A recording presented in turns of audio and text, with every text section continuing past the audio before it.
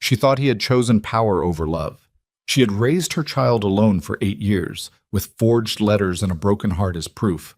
But tonight, as fireworks ripped through the sky and her son fell into the sea, the man she swore she would never forgive was the only one to jump in and save him. And when their eyes met beneath the cold water, they both knew the truth was more dangerous than any lie they had ever believed. If you love stories about love, betrayal, and the power of family, like now and comment the city you're watching in, so I know how far my story has progressed. Stay tuned, because the ending will keep you glued to the screen. The fireworks started at 9, same as every year, and the whole Gulf Coast lit up like something out of a dream nobody asked for. Lena Hartwell stood behind the check-in counter of the Harborview Inn and watched the sky explode in red and gold through the lobby's floor-to-ceiling windows. She had her manager's smile on, the one she'd perfected over 8 years of learning to look unbothered when everything underneath was still raw and crooked and wrong.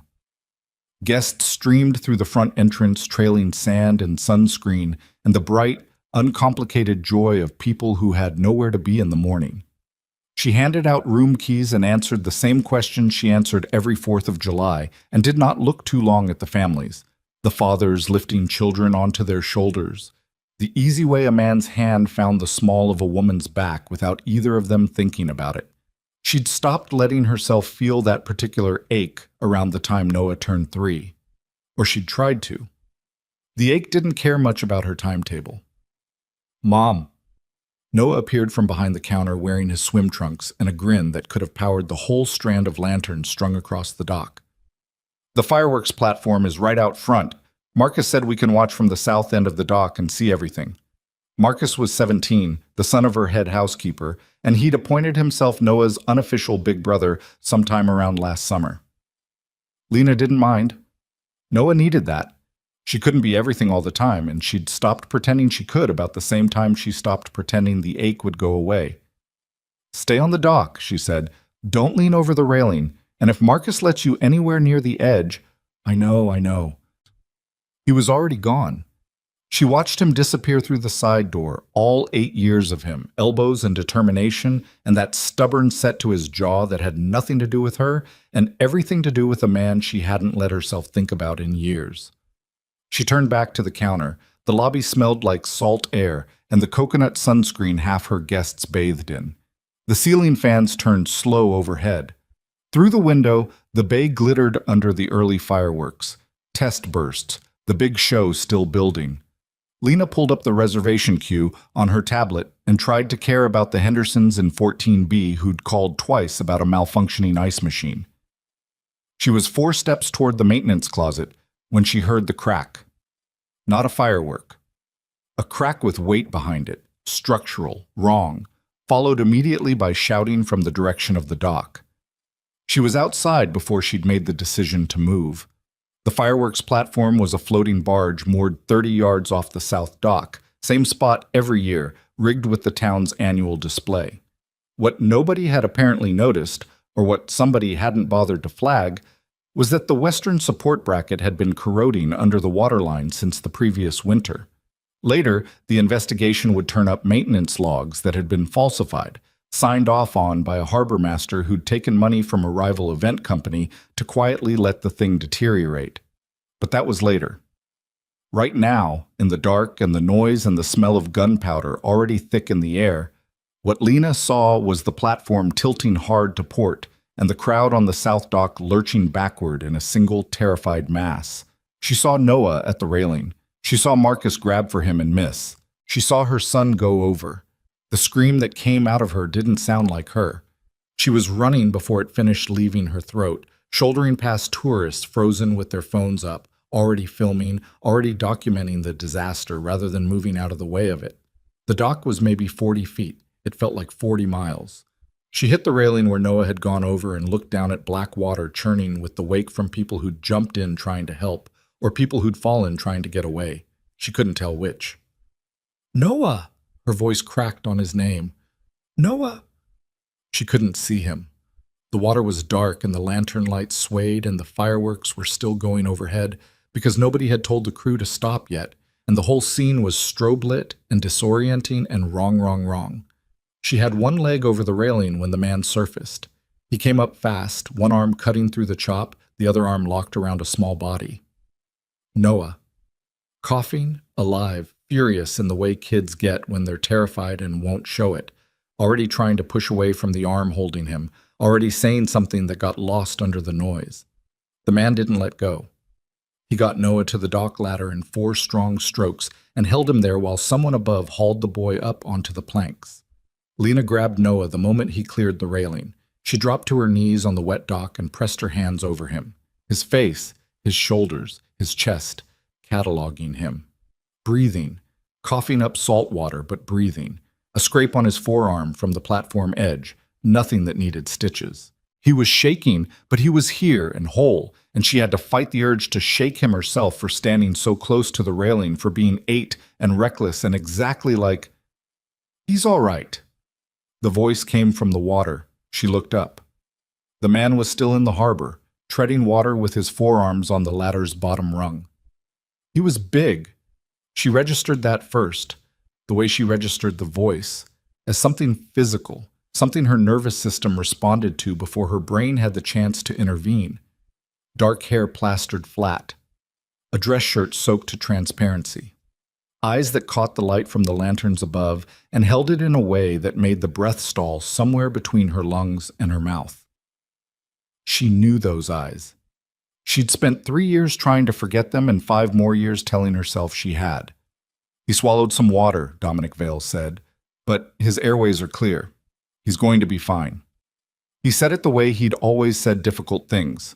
Flat, matter of fact, no warmth in the words themselves, but something underneath them that was nothing but. His gaze moved from Noah to her face and stayed there. And in the half second before she remembered who he was and what he'd done, something in her chest cracked open in a way that had nothing to do with the broken platform or the chaos or the cold air off the water. Then the next firework went up, white and blinding, and she saw his face clearly for the first time in 9 years, and the warmth in her chest curdled into something harder and older and far more durable. She stood up, pulling Noah against her side. "Thank you," she said. 2 words. Nothing more. She turned and walked her son back toward the inn without looking back. And she didn't look back. And she told herself she was glad she didn't. Noah was fine. The inn's on-call first aid coordinator, a retired ER nurse named Dolores who worked summers at the front desk and kept a kit that could have restocked a small clinic, checked him over in the lobby while Lena stood with her arms folded and her teeth grinding and her face arranged into something she hoped looked like calm. Salt water, mild shock, a bruised elbow. Dolores wanted him to rest. Noah wanted to know if the fireworks show was still going. "Bed," Lena said. "But bed, Noah." He went because he knew that particular tone. It wasn't the firm but negotiable one she used when he pushed curfew. It was the other one, the one with bedrock under it. Marcus appeared at her elbow, pale and wrecked. "I'm so sorry. I tried to grab him." "I know." She put a hand briefly on his arm. "It's not your fault. Go find your mom." Alone at the counter, she poured herself 3 fingers of the bourbon she kept in the maintenance closet for the nights that called for it, and stood in her quiet lobby and listened to the last of the fireworks die out over the water. Dominic Vale. She hadn't said his name out loud in years. She'd learned to cut the thought off at the root. A mental habit, like not touching a scar you know will reopen. But the way his voice had sounded from the water, low and certain, saying he's going to be fine like he had the right to make that call, it reached into the space where she'd buried all of it and pulled. She drank the bourbon and went to check on her son. He came to the inn the next morning. She was at the front desk when she saw him coming up the boardwalk, and for 1 full second she stood there with a room key in her hand and did nothing. He looked different in daylight and dry clothes. Better than she wanted him to, which was exactly the problem. He'd filled out since she'd known him, 22 and reckless, and full of plans that had nothing to do with the life he'd actually been born into. He moved the same way, though, like a man who'd made decisions about every room before he entered it. He stopped at the entrance. "Lena?" "We're at capacity," she said. "I'm not looking for a room." "Then we're closed for walk-ins." He pushed the door open anyway and came inside, and she hated that she didn't have it in her to call security on the man who'd pulled her son out of the harbor 12 hours ago. He stopped 6 feet from the counter, close enough to talk, far enough to give her room to breathe. She gave him credit for that much. How is he? He's fine. He's eating breakfast and arguing about cartoons. Something shifted in his face. She didn't let herself read it. I need to explain. You don't. She set the key down carefully. You saved my son's life. I'm grateful. That's the entire scope of what's happening here. Lena, Mr. Vale. She made herself use the name, made herself put the distance in it. I have 23 rooms occupied and a platform collapsed to coordinate with the harbor master's office and a maintenance contractor I have to yell at before noon. Whatever you need to say, I'm asking you not to say it. He looked at her for a long moment. She'd spent 9 years becoming someone who didn't look away first, and she didn't look away now. Okay, he said. I won't. He reached into the inside pocket of his jacket, clean, expensive, nothing showy, and set a business card on the counter between them. If you change your mind, he left. She stood there for a count of 10 before she picked up the card and turned it over. A phone number, no name, no title. She put it in the drawer under the counter and told herself she was going to throw it away. Noah found the man on the fishing dock at 7:15 the next morning. Lena discovered this because she came down to bring Noah his inhaler. The salt air always kicked up his mild asthma, and she'd learned not to let him be outside too long without it, and found her son sitting on an overturned bucket next to a grown man who was untangling a length of fishing line with the focused patience of someone who had nowhere else to be and no particular interest in hurrying. She stopped at the top of the dock stairs. And then Marcus tried to grab me, but he missed, Noah was saying, and I went in and it was really cold, but I wasn't that scared. No? Dominic didn't look up from the line. I mean, maybe a little. That's good, Dominic said. Being a little scared means your brain's working right. It's the people who aren't scared at all you have to watch out for. Noah considered this with the gravity of someone taking in genuinely new information. My mom says that too. Kind of. She says not being scared of anything means you haven't been paying attention. She's right. Lena stood at the top of the stairs and watched her son talk to a man he'd never met and felt something cold and exact settle in her stomach. Not just the sight of them. The easy way they sat, the way Noah leaned forward with his elbows on his knees in that posture she'd been correcting for years, the way Dominic handed him the end of the untangled line without making a production of it. It was something more specific, a quality in the air, the shape of a conversation that fit together too naturally for strangers. She came down the stairs. Noah spotted her first. Mom, we're fishing. I see that, she kept her voice even. Noah, go eat breakfast. Go eat again. Noah looked between them with the uncanny perception of children raised around adult tension, decided this wasn't his battle, gathered his dignity, and went. She waited until his footsteps faded before she turned to Dominic. He'd stood when she came down, an automatic thing, the kind of courtesy that came from somewhere deep and old, not performance. He came and sat down, Dominic said. I didn't seek him out. I know how my son moves. I'm not accusing you. She stopped a few feet away, close enough that she didn't have to raise her voice. I'm asking you to leave. I can do that. He held the fishing rod across both palms like he was offering it back to the dock. But I want to ask you something first, and then I'll go and I won't come back until you reach out. I won't reach out. Then I'll go and I won't come back. He met her eyes. Just one question. She breathed in through her nose, salt and low tide, and the particular quiet of the Gulf at this hour. Ask. Did you ever think... He stopped, started again, differently. The letters you got, the ones that said I'd married someone else. Did you ever, even once, wonder if they were real? The cold thing in her stomach spread. I read them, she said. I had them authenticated. I know. His voice was careful, precise, like someone placing their feet on uncertain ground. I know what they said. I'm not asking if you believe them. I'm asking if you ever wondered." She looked at him for a long time. The dock groaned under the light push of the tide. A pelican landed at the far end and regarded them both with ancient, unimpressed eyes. "Yes," she said. "Once." He nodded. Like that was the only thing he'd needed. Like he'd been holding his breath for the last 9 years, waiting for someone to say it. "Thank you," he said. He set the fishing rod against the dock railing and walked back up the stairs to the boardwalk and disappeared. And he didn't look back. And this time she was the one standing still while he left. She didn't sleep that night. She told herself it was the platform collapse paperwork. And there was genuinely a lot of it.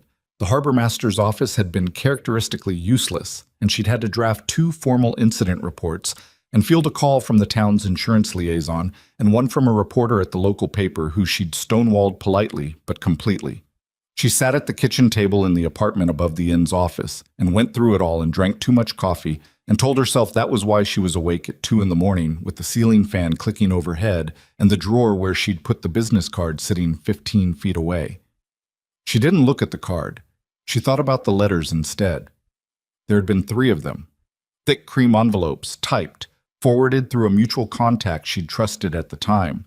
The first described the engagement. A political marriage, the letter said, necessary for the succession of the Vale organization, brokered between Dominic and the daughter of a Chicago crime family.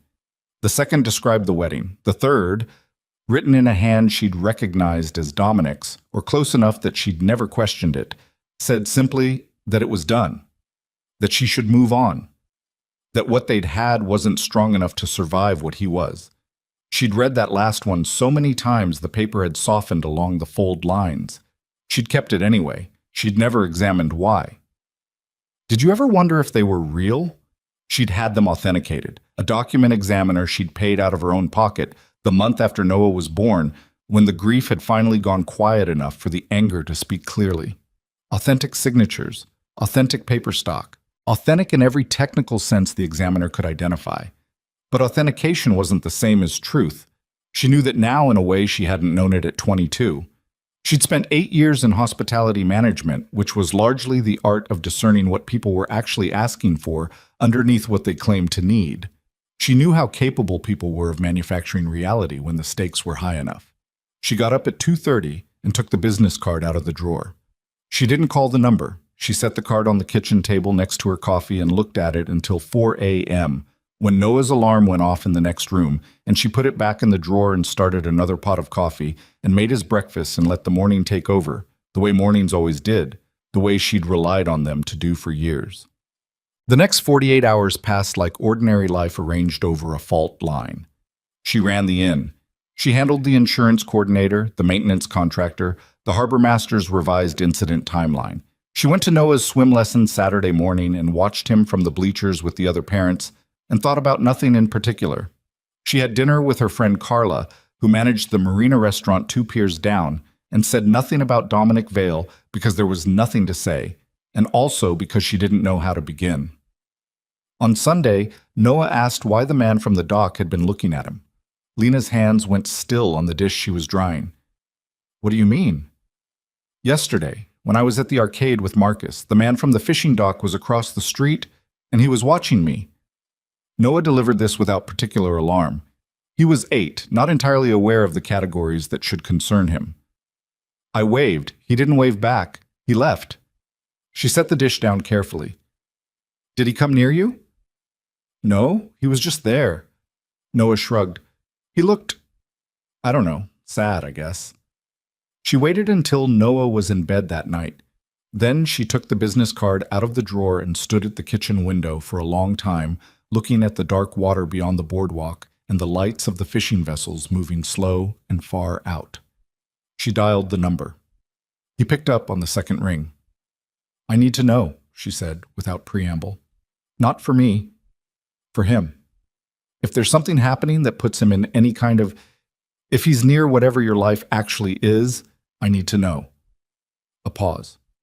Not hesitation. She'd heard Dominic hesitate when they were young, and it had never sounded like this. This sounded like a man choosing each word the way you'd choose footing on broken ground. "There's a lot I have to show you," he said. "It's not a conversation, it's evidence." Then bring the evidence. Tomorrow morning? She looked at the dark water. 7, she said, before Noah wakes up.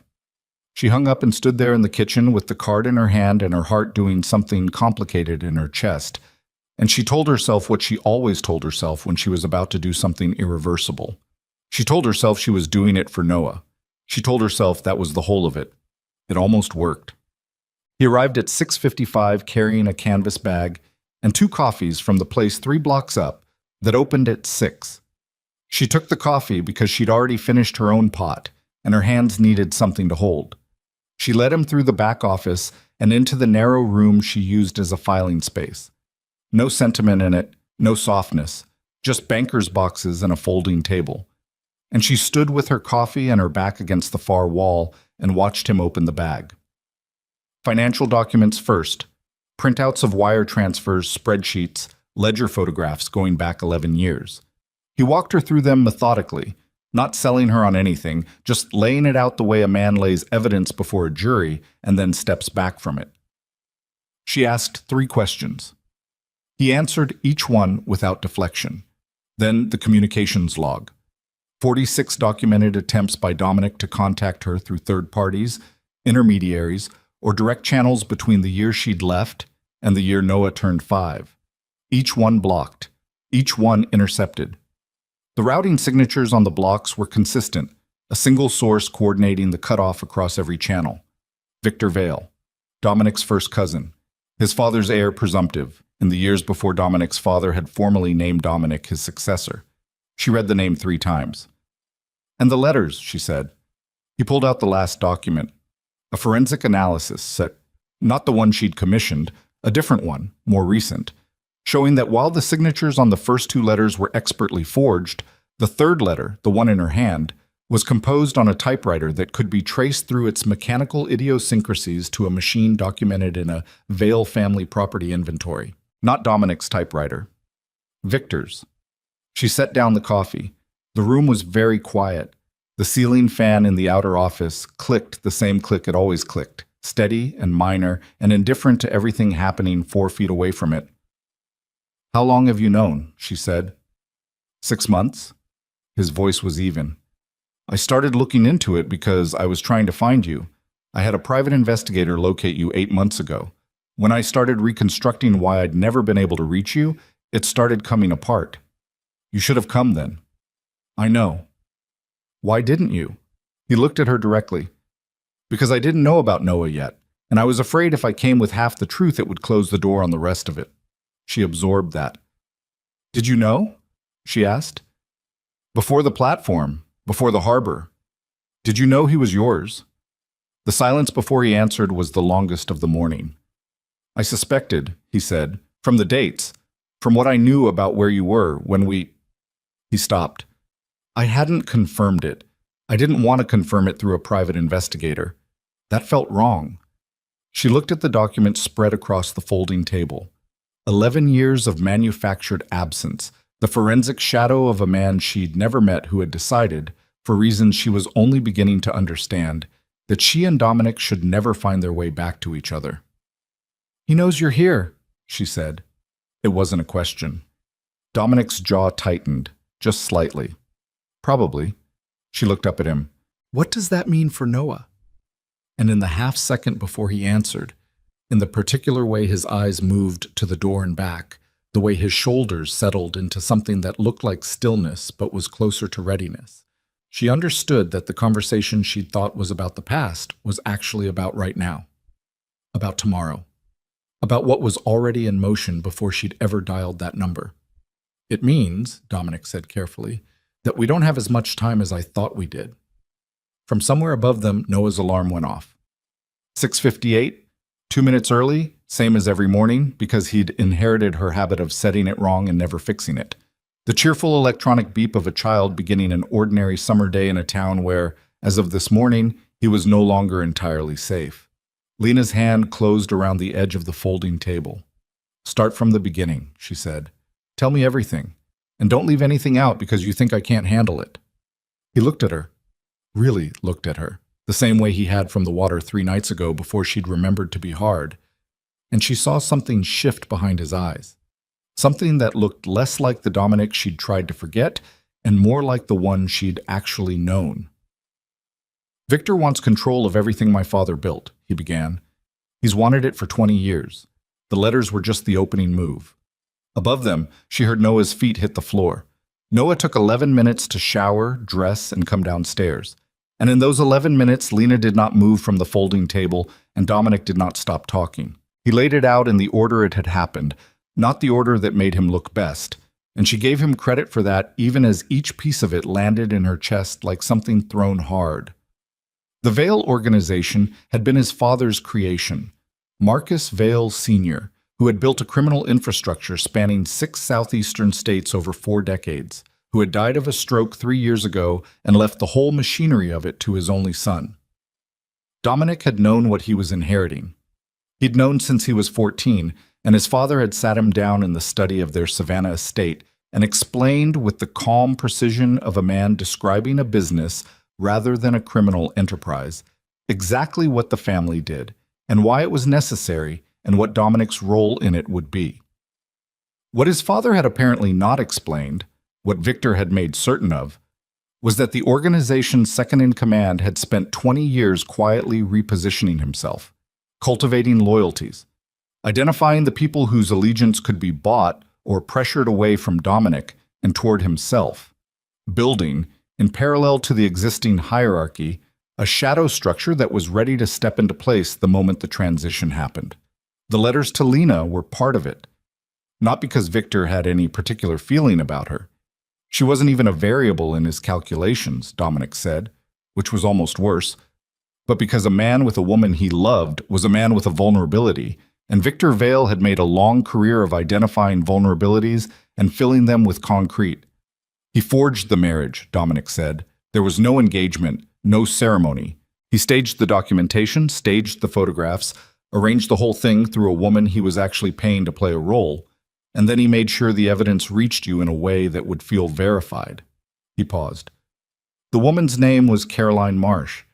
She died in a car accident 2 years ago. I don't know if that was Victor or coincidence. I've stopped assuming coincidence. Lena looked at the photograph Dominic had included in the documents, a woman she'd spent 9 years imagining in visceral and specific detail, and who turned out to be a stranger with frightened eyes and a smile that didn't reach them. You could have found out about the forgery sooner, she said, if you'd looked. Yes. Why didn't you? He was quiet for a moment, not evasive, thinking. Because part of me believed you'd left willingly, he said. Not because of the letters, because of what I was, because of what you knew about the family even then. It was easier to believe you'd made a reasonable choice than to believe. He stopped. I was 23. I wasn't looking for evidence of a conspiracy. I was just trying to decide whether I could blame you for going. The honesty of it hit her somewhere unexpected. She didn't let her face show it. What does Victor want now? She said. Specifically, not the history. The same thing he's always wanted, complete control of the organization, which he effectively has since I've spent the last 4 years dismantling it. He said that last part simply, without theater, and she looked at him sharply. Dismantling it how? Quietly. Financial redirection.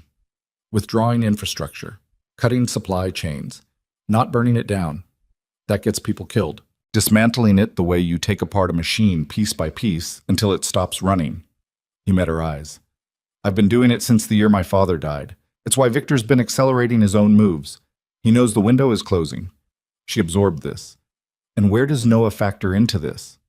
Dominic's jaw tightened again. Same micro-movement. She'd already learned to read it. The organization has a succession doctrine, he said. It's a formal document drawn up by my grandfather, updated by my father. It specifies that leadership passes to the eldest legitimate descendant of the Vale line. Victor has no children. I had no documented children. He paused. Until now. She understood before he finished the sentence. If Noah's existence becomes known, then Victor has a problem, Dominic said. A 9-year-old problem. The doctrine doesn't distinguish between a father who's active in the organization and one who isn't. Blood is blood as far as the document is concerned. Noah would have a claim that supersedes Victor's entirely. The ceiling fan clicked. The inn was waking up around them. She could hear the first guests moving through the hallways above, the distant sound of the lobby door, the particular creak of the third step on the back staircase that she'd been meaning to fix since March. "He doesn't know about Noah," she said. "I don't think so, not yet." "But he will. He has people watching me, has had, probably since I came to Harborview. It's a matter of time before someone runs a background on you and starts looking at dates." She set both hands flat on the table, felt the cold surface of it, the slight roughness where the laminate had bubbled at one corner, grounding herself. "Then what's your plan?" she said. "I have federal contacts. I've been building a case for 4 years. If I hand them what I have, all of it, the finances, the operations, the structure, they can move on Victor before he moves on us." Before. That's the part I can't guarantee. The back staircase creaked. Noah appeared in the doorway wearing his swim team shirt and mismatched socks, his hair still damp, holding a granola bar like it had personally offended him. He looked at Dominic. He looked at his mother. He had the expression children get when they can tell the adult situation in the room is serious and they're deciding whether to ask about it or pretend they haven't noticed. He decided to pretend. "Is there actual breakfast or just granola bars?" "Eggs," Lena said. "Give me 5 minutes." Noah withdrew.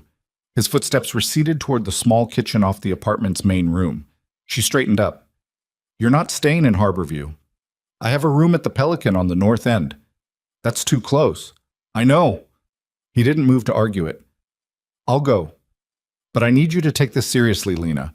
Not because of what we were, because of what's actually coming." She looked at him. "I have been taking it seriously," she said. "Since the moment you told me my son might be a target. That's the only thing I'm taking seriously. Don't make it about anything else." He held her gaze, nodded once. "I'll be in touch today," he said. "Stay in public spaces.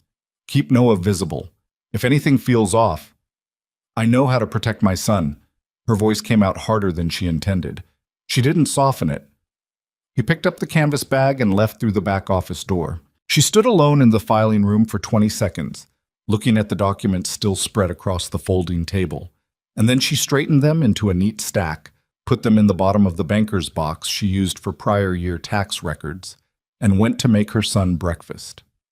The eggs were scrambled because Noah claimed he couldn't taste the difference between good scrambled eggs and bad ones, which wasn't true, but was the kind of thing 8-year-olds said to make their mothers feel better. She made them anyway and stood at the counter while he ate and watched the morning light move across the water through the kitchen window and thought about every decision she'd made in the last 9 years that had led to this particular Tuesday. "You know that man from the dock?" Noah said, without looking up from his eggs. Her hands went still. "What about him?" "He has the same thing on his wrist as me." Noah held up his left arm, the inside of his wrist. A small dark mark, irregular, roughly the shape of a crescent moon if you were charitable about it. She'd told Noah it was a birthmark. She'd been telling herself the same thing for 8 years. She had in fact been telling herself it was a coincidence for 8 years. The same way she told herself his jaw was her father's jaw, not someone else's, and that the way he set his shoulders when he was mad had nothing to do with anyone. "Lots of people have birthmarks," she said. "I know." Noah scraped the last of the eggs. "I'm just saying." She took his plate. She rinsed it. She stared at the water coming out of the faucet and thought about all the ways the last 9 years could have been different, and then she turned off the faucet and turned off that line of thinking because it led nowhere she could afford to go right now. "Swim practice is at 10, she said. "Marcus is picking you up." "Can the man from the dock come watch?" "No." Noah accepted this with the equanimity of someone who'd learned not to push the one-word answers. He went to get his swim bag. She stood at the kitchen sink and breathed. The call came at 11:15. She was in the lobby handling a checkout when her cell buzzed with a number she didn't recognize. Not Dominic's number, a different one, local area code. She stepped behind the counter and answered it with her professional voice out of reflex. "Ms. Hartwell." The voice on the other end was smooth, older. The voice of a man who'd spent decades making difficult calls and had ironed all the difficulty out of it. "My name is Victor Vale. I believe you may know that name." She gripped the phone, said nothing. "I'll take your silence as a yes." A pause that managed to sound comfortable. "I'm calling because I'm a great believer in direct conversation. Intermediaries create confusion. I'd hate for you to be confused about your situation." "I'm not confused," she said. "Good. That's very good." The warmth in his voice was precise and deployed like a tool. "Then I'll be direct. My cousin has apparently decided to involve you in a matter that is genuinely none of your concern. Whatever he's told you about me, about the family business, about letters, about conspiracies, I'd ask you to consider the source." "I've considered it." "He's a man with a great deal to answer for," Victor said. "Years of mismanagement, decisions that hurt a lot of people who trusted the Vale name. He's looking for someone to blame, and he's very good at making himself the victim of a story. He's had practice." Another pause. "I understand you have a son." The lobby felt very still. The ceiling fans turned. The front desk computer made its small routine noise. "Don't," she said. "I'm not threatening anyone, Ms. Hartwell. I want to be very clear about that. I'm a businessman. Threats are inefficient." The smooth voice stayed smooth. "I'm simply observing that single mothers in coastal Florida have a lot to manage. An inn to run, a child in swim programs, a life that functions, from what I can tell, quite well, as long as nobody disrupts it." She made herself breathe evenly. "What do you want?" she said. "I want you to have a conversation with my cousin. Ask him why he came to Harborview specifically. Ask him what he intends to do with whatever relationship he's developing with your son. Ask him whose interests he's actually serving." A brief silence. "Then I'd ask you to call me back at this number. Just a conversation. That's all." He hung up. She stood at the front desk for the count of 30, the phone still at her ear, listening to nothing. Then she called Dominic. He picked up on the first ring this time.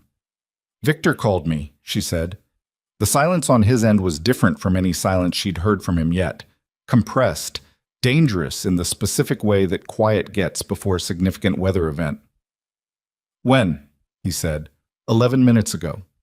"He has this number. He knows Noah's in swim programs. He knows the inn." She kept her voice level. "He said to ask you why you came here specifically." "Because I tracked you here. I told you that." "He said to ask what you intend to do about Noah. Protect him." "He said to ask whose interests you're serving." Dominic was quiet for 2 seconds. "Mine and yours and Noah's, in that order." She walked to the window. The boardwalk was ordinary. Tourists, a couple with a stroller, an older man with a fishing hat. Ordinary Tuesday morning. "He's watching the inn," she said. "I know. I've had a man on the north approach since yesterday." "You had someone watching my property without telling me?" "Yes." "That's not—" She stopped. She didn't have the luxury of the argument she wanted to have. "I need to know everything that's happening. Everything. I'm not a variable you manage. I'm the person whose life this is." "You're right." No deflection, no qualification. "I should have told you." "Yes, you should have."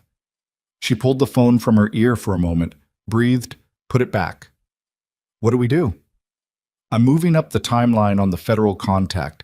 I was going to wait for 2 more pieces of documentation. I'm not waiting." "How long?" "If they move fast, 48 hours before agents are in position. And in the meantime, Noah doesn't go anywhere without you or someone I trust. The inn stays normally staffed. I don't want Victor seeing a change in pattern. And you don't call him back." "I wasn't going to call him back." "Good." A pause. "Lena, he called because he's trying to figure out how much you know. The fact that he called directly means he's not certain yet. That's a window." "How small?" "Small enough," he said, "that we can't afford to waste it arguing about what I should have told you sooner." She stood at the window with the ordinary boardwalk in front of her, and the phone warm against her palm, and her whole life arranged around her like furniture that had been moved 2 inches while she wasn't looking. The same shapes, the same room, but nothing quite where her hands expected it to be. "Tonight," she said, "come to the inn after close. We're going to sit down and you're going to tell me exactly what the federal situation is. Names, contacts, what they have, what they need, All of it. 9 o'clock? 9. She hung up and went back to her desk and handled the rest of the checkout and answered 3 emails and called the platform repair contractor and did everything she was supposed to do.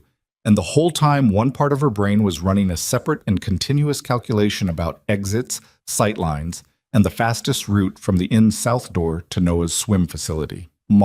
Carla came by at 3. She did this sometimes on slow Tuesdays, walked over from the Marina restaurant with 2 iced teas and the particular expression of someone who'd been watching their friend's face and had questions. Lena met her at the side patio because the lobby had 2 guests in it reading and she wanted the open air. "You look terrible," Carla said, handing her a tea. "Thank you." Not like tired terrible, like something is wrong terrible. Carla sat across from her and crossed her arms on the table. She was 41, practical, with the direct gaze of someone who'd spent 15 years working kitchens before moving into management. "Is this about the platform collapse? Because Rodrigo at the harbor master's office is a known idiot and everyone in town knows it. It's not about the platform. Is it about the man who pulled Noah out of the water?" Lena looked at her. "Half the doc saw it," Carla said, unapologetic. Rashida from the gift shop said he looked like he knew Noah, the way he moved to him. "He didn't know Noah. But you know him."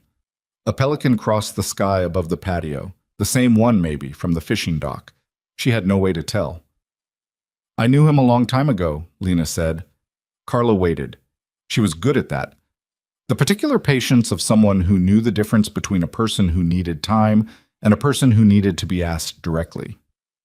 "He's Noah's father," Lena said. The patio was quiet. "Okay," Carla said after a moment. "Okay.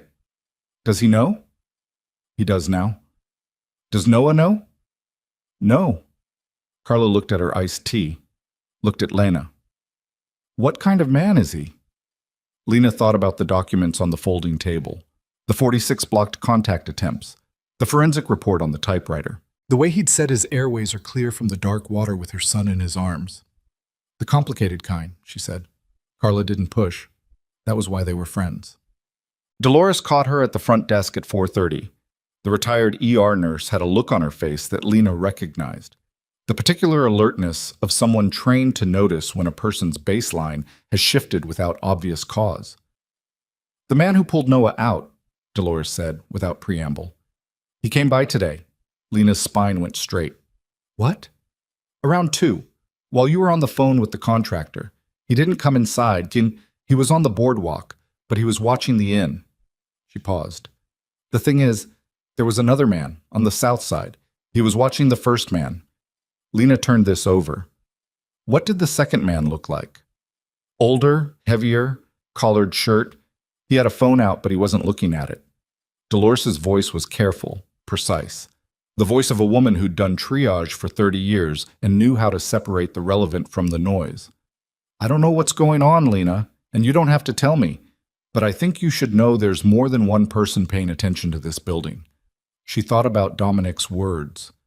"I've had a man on the north approach since yesterday. North, not south. Can you pull the exterior camera footage from this afternoon?" she said.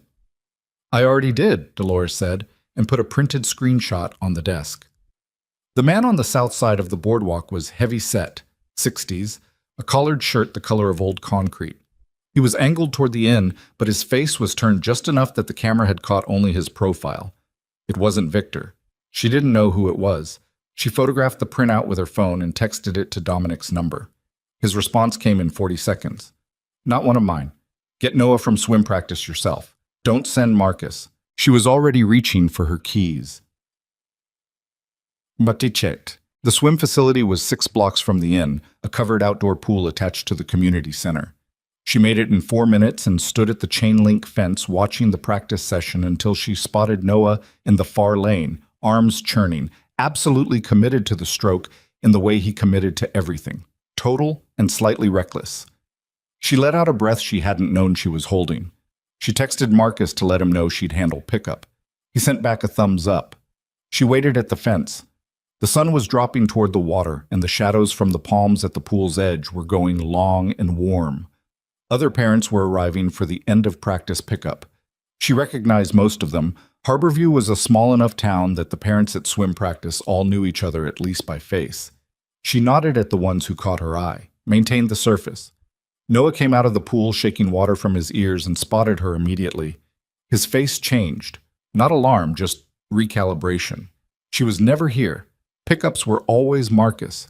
He came through the gate pulling his towel around his shoulders. "What's wrong?" "Nothing. I had a slow afternoon."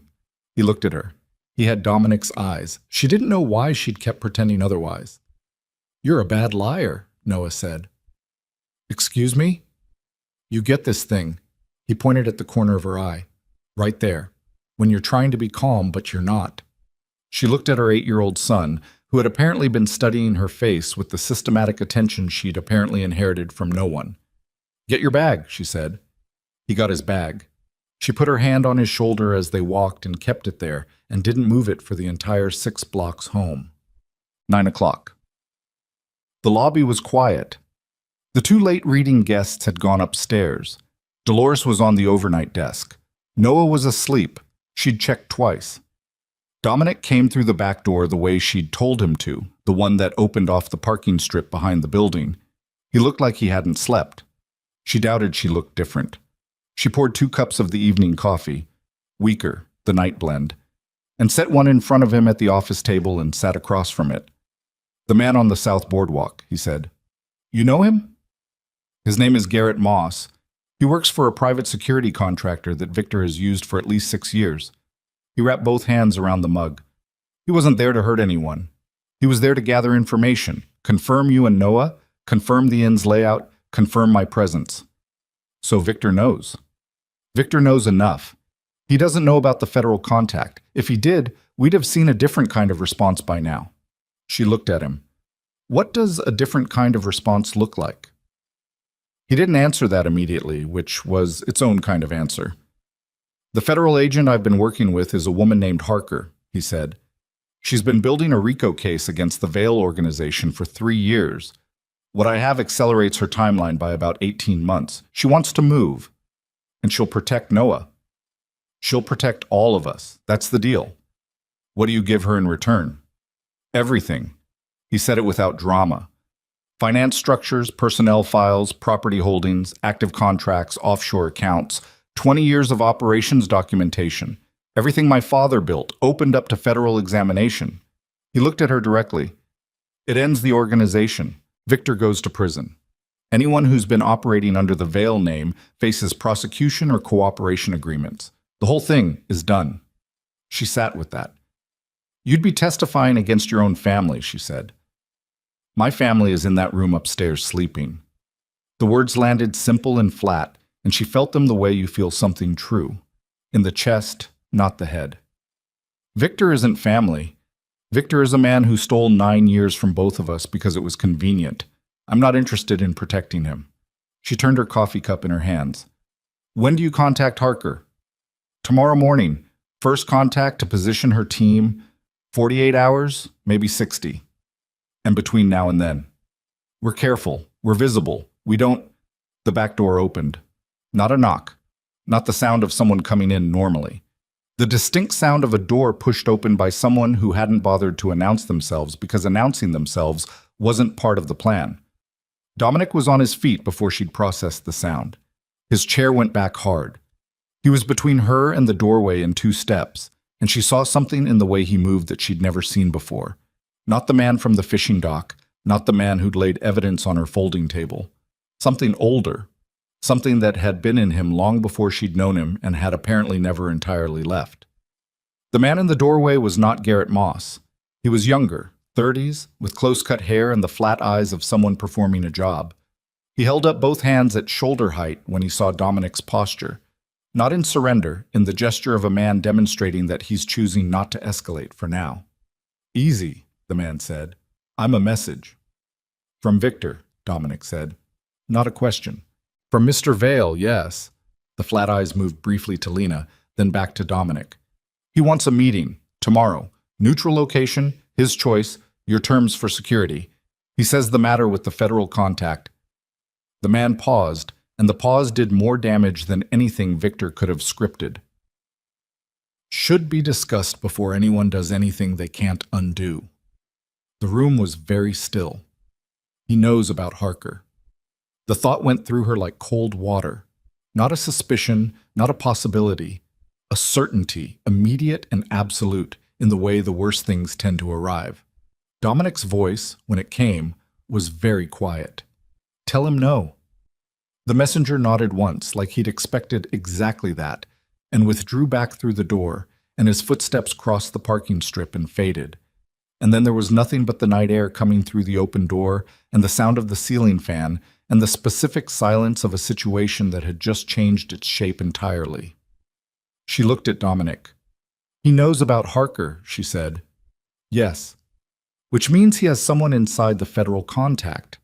Dominic's face was very controlled and very still in the way faces get when a person is running fast calculations behind an expression they've decided not to move. It means he has someone close enough to know the name. It doesn't mean he knows the full scope of what I've given her. Does it matter? Her voice came out steadier than she felt. If he knows you've been talking to federal investigators, he's not going to wait for you to finish. Whatever he was planning, whatever timeline he had, it just moved up. Dominic looked at the open back door. Then he looked at her. I need to call Harker tonight, he said. Right now. Then call her. She stood up. I'm going to check Noah's window locks. She was halfway to the door when his voice stopped her. Lena. He said it the way he'd said her name from the dark water, without calculation, without anything except the plain fact of her. I need you to know that whatever happens next, whatever I have to do, the only thing that matters is getting you and Noah out of this. She stopped in the doorway, didn't turn around. I know, she said. Make the call. She went upstairs and checked every window in the apartment and stood for a long time in the doorway of Noah's room, watching him sleep. One arm flung out, blanket kicked halfway off, completely undisturbed by the thing that had just shifted irrevocably one floor below him. She pulled the blanket back up over his shoulder. He didn't stir.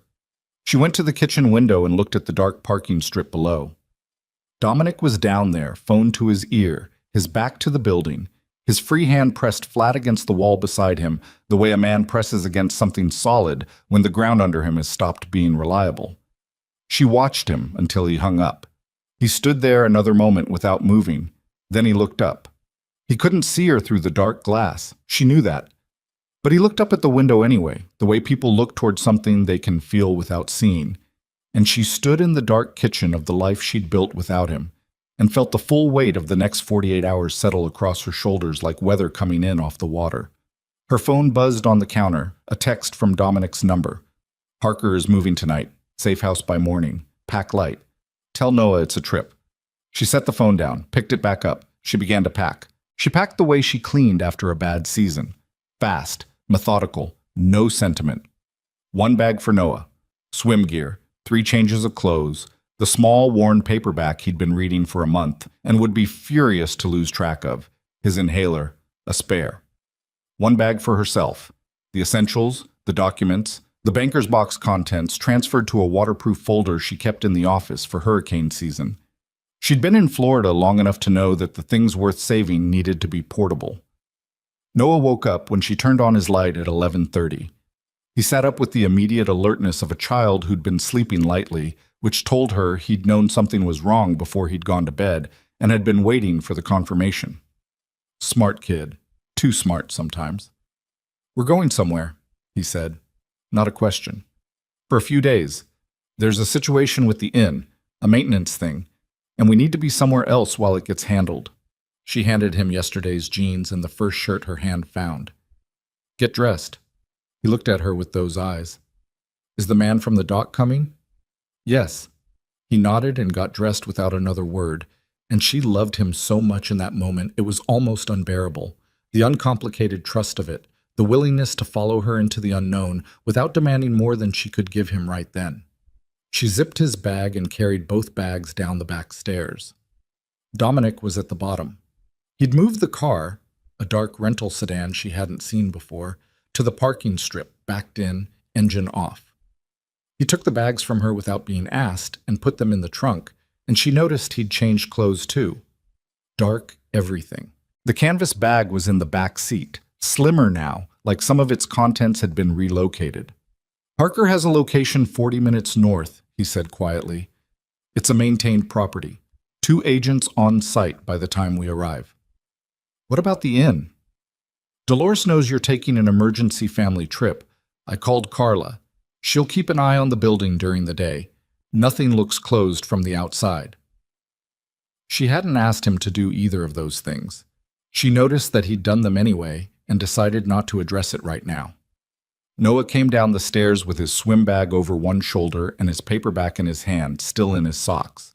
Dominic looked at him. Something moved through his face, there and gone, controlled with the same efficiency he applied to everything. But she saw it. She'd been watching his face for 3 days now, and she was starting to be able to read the things he didn't intend to show. You need shoes, Dominic said. I know, Noah said. I was going to get them. I brought them. He held up Noah's sneakers, the ones that had been by the back door. He'd noticed them on his way in. Noah looked at the shoes, looked at Dominic, took them without comment, sat on the bottom step, and put them on with the focused concentration of someone performing an important task. Dominic watched him tie them, and his hands were absolutely still at his sides. They were on the highway by midnight. The safe house was a low stucco structure set back from a county road behind a line of scrub palmettos, indistinguishable from the dozens of vacation rentals that dotted the coastline. 2 vehicles in the drive, lights on inside. Agent Harker met them at the door. She was 50s, compact, with short silver hair and the unhurried manner of someone who'd stopped being impressed by urgency years ago. She shook Lena's hand first, not Dominic's, and that told Lena something about her that she filed away. Ms. Hartwell. A pause that acknowledged everything without naming it. There's a room set up for your son in the back. It has a TV. Noah perked up. Lena had taken the television out of his room at the inn 2 years ago as part of a bedtime policy she was now prepared to quietly abandon. Go with Agent Harker, Lena told him. He went. Harker walked him down the hall, said something that made him produce a small, reluctant smile, and deposited him in the back room. When she returned to the main room where Lena and Dominic stood, the warmth she'd deployed for Noah's benefit had been replaced with something more efficient. We have a problem, she said. Dominic went still. How bad? The informant who tipped Vale about our contact. She moved to the table, where a laptop was open and a series of documents were spread across its surface. We identified him an hour ago. She turned one of the documents to face them. A personnel file. A photograph. Lena looked at the photograph. The name underneath it was Agent Daniel Cruz, Harker's own field coordinator. The man who had been handling the operational side of the RICO case for 2 years, who had been present at every substantive meeting between Harker and Dominic's intermediaries, who had access to every piece of documentation Dominic had provided. He's been feeding Vale's people a selective summary of our case progress for 14 months, Harker said. Her voice was flat and precise. Not everything. Enough to keep Victor informed of the timeline without compromising the case so badly it would shut down. He was managing the flow. She paused. He was also the one who confirmed your identity to Vale's surveillance team when you arrived in Harborview. That's how Victor knew you were there within 24 hours. Dominic absorbed this without moving. Where is Cruz now? In federal custody as of 2 hours ago. He won't be a problem going forward. Harker's jaw tightened. The problem is what he already gave them. Victor knows the case structure. He knows what we have and, more critically, what we're still missing. What are we missing? Lena said. Harker looked at her, then at Dominic. Tell her, Lena said.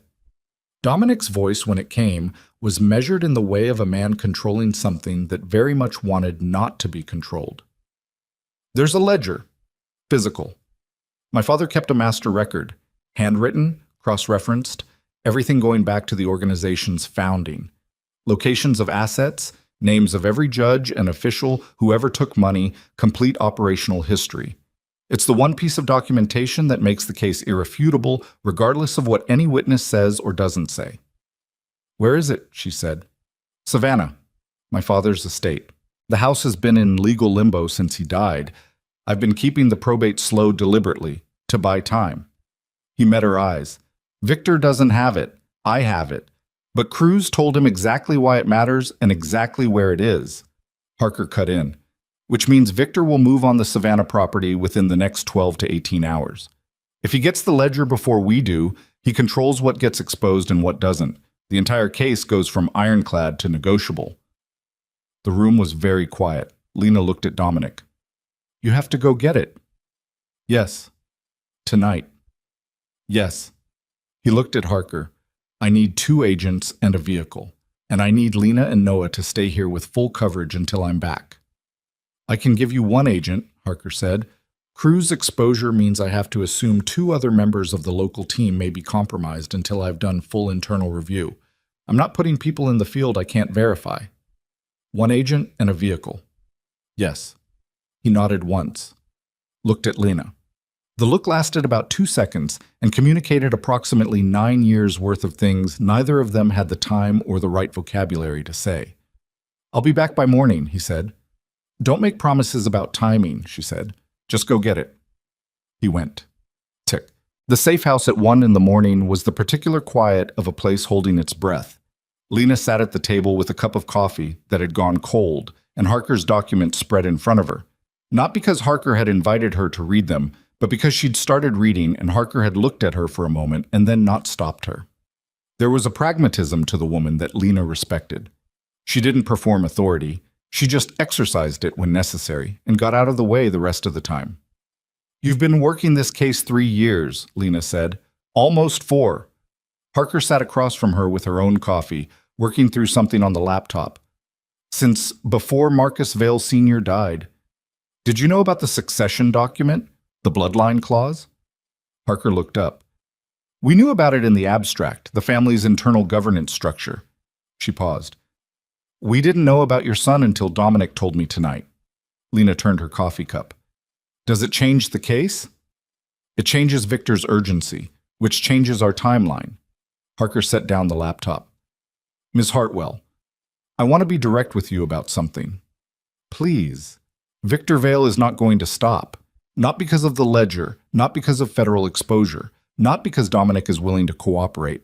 He's been building toward this for 20 years, and he's made of the particular kind of ambition that doesn't recalculate when the odds change. It just looks for a different approach. She held Lena's gaze. The best outcome for you and your son requires Victor in a cell before he has time to change his approach again. And the ledger makes that possible. The ledger makes it inevitable. Without it, we have a strong case. With it, we have a case that no defense attorney on earth can argue around. She paused. Which is why tonight matters more than Dominic may have conveyed. Lena looked at the cold coffee. He conveyed it fine. She sat with Harker in the breathing quiet of the safe house and listened to the palmetto branches move against the window screen and the distant sound of the television from the back room where Noah had apparently fallen asleep to whatever he'd found, because the voices had gone low and steady and stopped reacting. She must have slept in the chair because she woke to gray pre-dawn light and Harker's voice on the phone in the next room, low and urgent, and the immediate knowledge that something had changed. She was on her feet before she was fully awake. Harker came through the doorway. Her face was controlled, but her eyes were doing something different. Dominic reached the Savannah property. And? The ledger was gone. The floor felt very solid under Lena's feet. She focused on that. Victor got there first, she said. No. Harker's voice had something in it that Lena couldn't immediately identify. That's what we thought. But Dominic found the estate's property manager on site. The man had been there since yesterday afternoon. He said someone had come for the ledger the previous evening, someone with a key and the code to the security system. She stopped. Someone who knew exactly where it was kept. Who? Harker set a photograph on the table. Security camera still, time-stamped from 22 hours ago. A figure moving through the foyer of an old estate house carrying a flat document case. The figure's face was turned away, but the build was identifiable. The shoes were distinctive. Expensive, a specific style. Lena had seen those shoes, in the parking strip behind the Harborview Inn, on a man who'd stood outside her office door and told her Victor Vale wasn't a threat. Not Victor's man, not Cruz, not anyone she'd cataloged as the enemy. Dominic's voice came through Harker's phone, still in her hand, reaching the room without the speaker. He'd been talking when Harker walked in, and the call was still live. "Can't be right," he was saying. The flatness was gone from his voice. Something raw had taken its place. "Run it again." "It's been run 3 times," Harker said to the phone now. The shoe identification matched a purchase logged to a credit account we traced back to. "I know who it traces back to." His voice cracked on the last word. Barely, just at the edge of it. And that crack was the most frightening thing Lena had heard in 3 days. "I know who it is." She looked at Harker. "Tell me," she said. Harker looked at her for a long moment. Then she said, "The account belongs to a woman named Elena Voss. She's been on Dominic's personal staff for 6 years, his executive assistant and household coordinator for the Savannah estate." She paused. "She's also, according to financial records we pulled in the last hour, been receiving payments from a subsidiary of one of Victor's holding companies for the last 4 years. 4 years. The math arranged itself without her having to do it deliberately.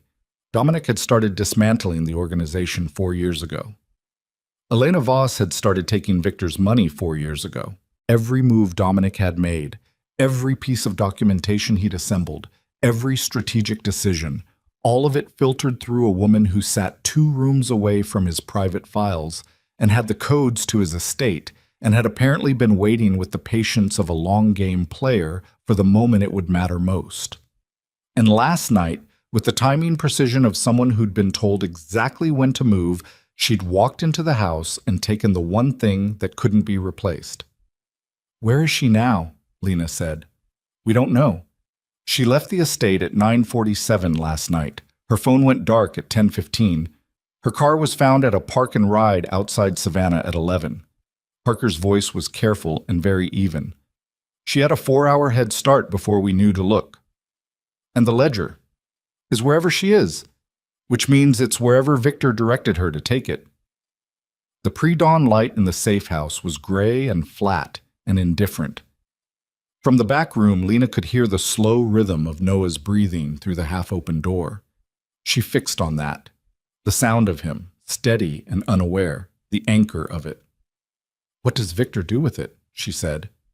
"If he has the ledger and he knows the case structure, what does he actually do?" Harker sat down. "Best case, he uses it as leverage to negotiate terms, exchanges cooperation for immunity, controls the exposure, minimizes what actually reaches prosecution, comes out with reduced liability, and probably retains enough of the organization's infrastructure to rebuild over 5 years. Worst case. He destroys it and dares us to convict on testimony alone, which is prosecutable but survivable for a man with his resources. Then he spends those resources making sure the witnesses don't hold." She didn't elaborate on what that meant. She didn't need to. The phone in Harker's hand, still live, still connected to Dominic and Savannah, was silent for a long moment.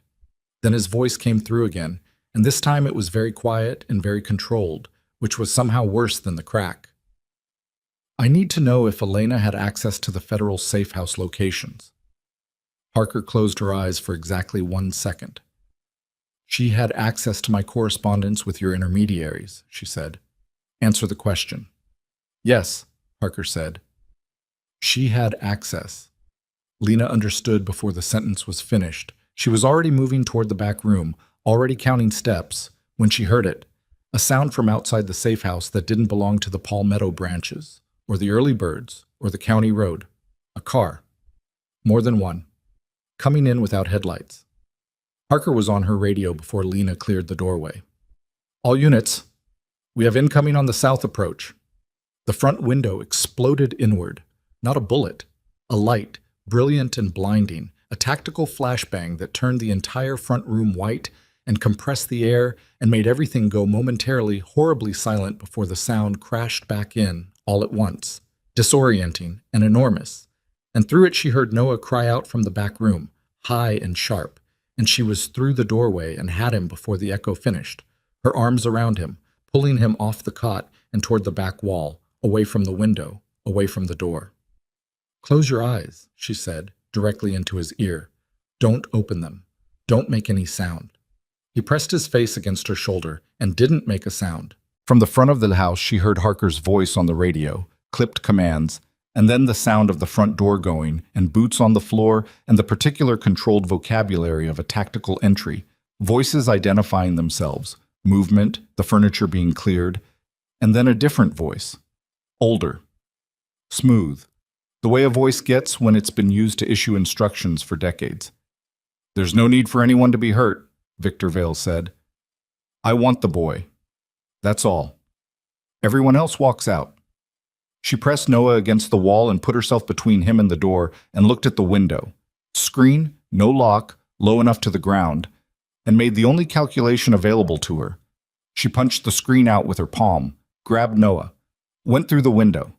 The Florida dark was warm and thick with the smell of scrub brush, and she landed wrong on one ankle and it screamed at her, but she kept moving, Noah's hand in hers, both of them running low and fast through the palmetto scrub, away from the light pouring out of the safe house, away from the sound of the voices, into the dark.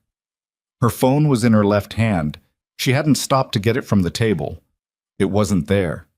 She ran. The scrub went for maybe 200 yards before it hit a chain-link fence bordering what sounded like a drainage canal. She stopped there, pulling Noah close, both of them breathing hard. His inhaler was in the bag. The bag was inside. "Don't think about that," she told herself. She looked at her son's face in the thin pre-dawn. He was scared, genuinely, this time, not the performed composure of the doc, but he wasn't falling apart. His jaw was set. His hands were shaking, but his feet were planted. He looked, she thought, exactly like his father. "Someone's coming," Noah whispered. She turned. A figure was moving through the scrub from the direction of the house. Fast, low, navigating the palmetto, the way someone navigates terrain they've scouted, rather than terrain they're discovering. She pressed Noah behind her and grabbed the fence post with one hand, and had nothing in the other hand and no plan beyond the fence and the canal and the dark. The figure stopped 6 feet from her and pulled out a phone, turned the screen toward his own face so she could see him. It wasn't Victor's man. It wasn't Harker. It was Dominic. She stared at him. "You were in Savannah. I drove back the moment Harker told me about the safe house." He was breathing hard, the controlled breathing of someone who'd been running on adrenaline for hours and was managing it down to something functional. "Harker's team has the front of the house. Victor's people came in on the south. There's a gap. East side through the canal access road." He looked at Noah. Something moved through his face and went still. "Can you run?" Noah looked at him. "Yeah." "Then we run," Dominic said. He took Noah's other hand, and the three of them went into the dark together, and behind them the safe house burned with light and voices, and ahead of them there was nothing but the canal road and whatever came after it, and for the first time since the platform collapsed into the harbor 4 nights ago, Lena understood with complete and physical certainty that the version of her life she'd been maintaining was gone. The inn, the routines, the careful architecture of managed solitude, all of it was on the other side of a line she'd crossed without a chance to choose, and there was no going back to it, and the only direction available was forward, into whatever Dominic was leading them toward, into whatever came next. She ran. Hoot. The canal access road was gravel and darkness, and the particular silence of a place nobody used before dawn. Dominic led them along the fence line for 300 yards, before a rusted gate appeared in the chain link, padlocked, but the post on the left side had pulled free of the ground by 6 inches, enough to angle the whole section outward if you lifted and pushed. Dominic lifted. She pushed Noah through, went through herself. On the other side, a truck. Old, dark blue, Florida plates she didn't recognize. Dominic had the keys already in his hand. "Whose is this?" she said.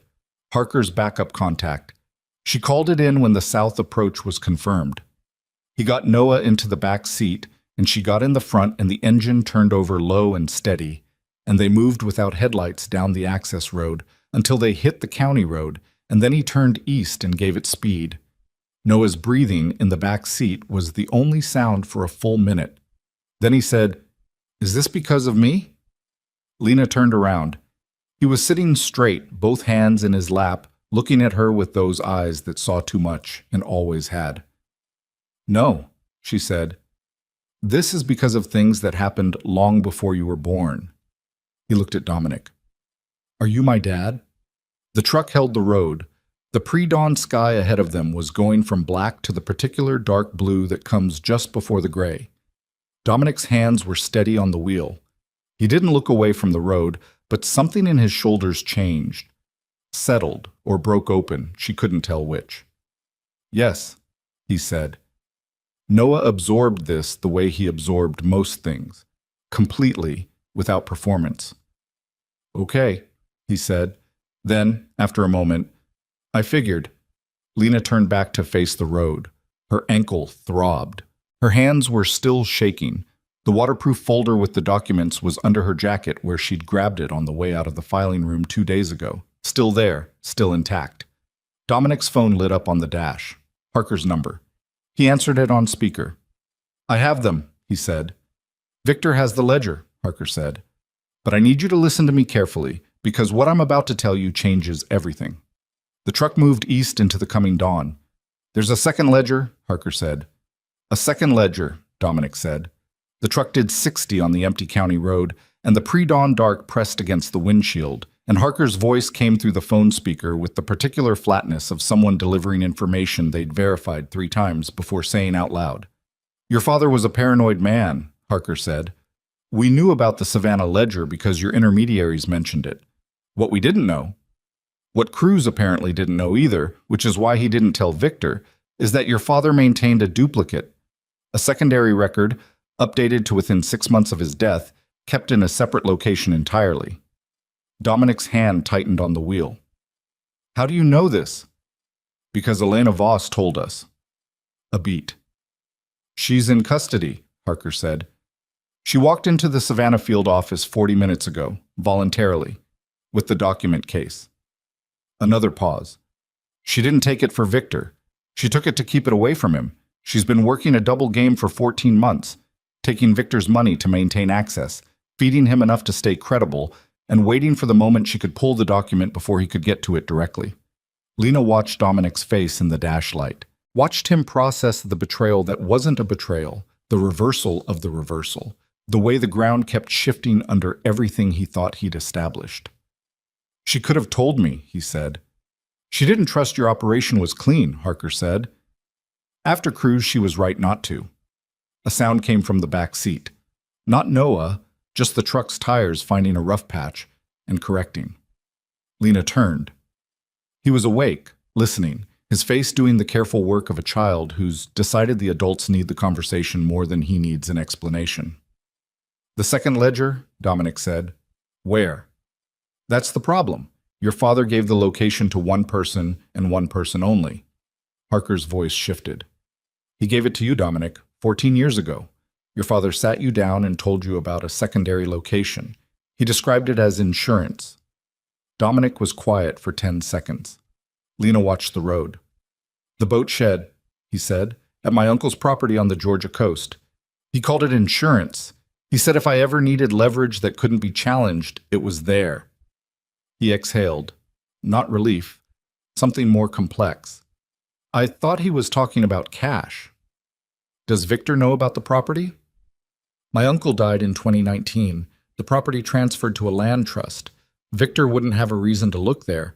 It's not in the Vale Estate documentation. He was already calculating. She could see it in the set of his jaw. How long do we have before he realizes the Savannah ledger is gone? He'll know when Elena doesn't make contact. She was supposed to deliver it 2 hours ago. Harker's voice was clipped. You have maybe 90 minutes before he starts looking at alternatives. The Georgia property is 70 minutes from where we are. Then you're already behind. Dominic looked at Lena. She looked back at him. Noah, she said, without turning around. Yeah. There's going to be another drive. I know, he said. I've been listening. Ittown. The Georgia coast came up gray and salt-smelling as the sun broke the horizon. Dominic drove like a man who knew the roads, which he did. The uncle's property was 30 miles south of Savannah, a stretch of low marsh and live oak that had been in the family since before the organization existed, one of the few things that belonged to the Vales before they became what they became. He turned off the main road onto a crushed shell track, and the truck moved through the oaks with the branches closing overhead and the marsh visible through the tree line, flat and silver in the early light. The property was dark. A main house shuttered, a dock extending into the marsh creek, and at the end of the dock, the boat shed, weathered cedar, padlocked, sitting on pilings above the tidal water. He killed the engine 50 yards from the house. "Stay here," he said. "No," Lena said. He looked at her. "Noah stays in the truck," she said. "Doors locked. You don't go into that shed alone when Victor has a 90-minute head start, and we don't actually know where his people are." She held his gaze. "I go with you." He didn't argue. He looked at Noah. "Lock the doors," he said. "If anyone comes to the truck who isn't us, you get into the driver's seat and you lean on the horn. You don't stop until we come back." Noah looked at the horn, looked at Dominic. "Okay. Can you drive?" Noah's face did something complicated. "I'm 8. The pedals are there if you need them. You probably won't need them." "Probably," Noah said, in a tone that suggested he found this less reassuring than intended. Dominic put his hand briefly on the boy's shoulder. Just a second, barely contact, and got out of the truck. Lena got out. She heard the locks engage behind them. They moved through the oaks toward the dock in the gray morning light. The marsh smelled like low tide and mud, and the particular organic richness of water that's been sitting in the same place for a very long time. Her ankles still hurt. She ran on it anyway. The dock boards were soft with age and moisture. They moved heel to toe without discussing it, both arriving at the same conclusion about noise without conversation, and reached the boat shed in 40 seconds. Dominic produced a key from the ring he'd been carrying, old brass, the kind that belonged on a hook in a dead man's kitchen, and worked the padlock. It opened.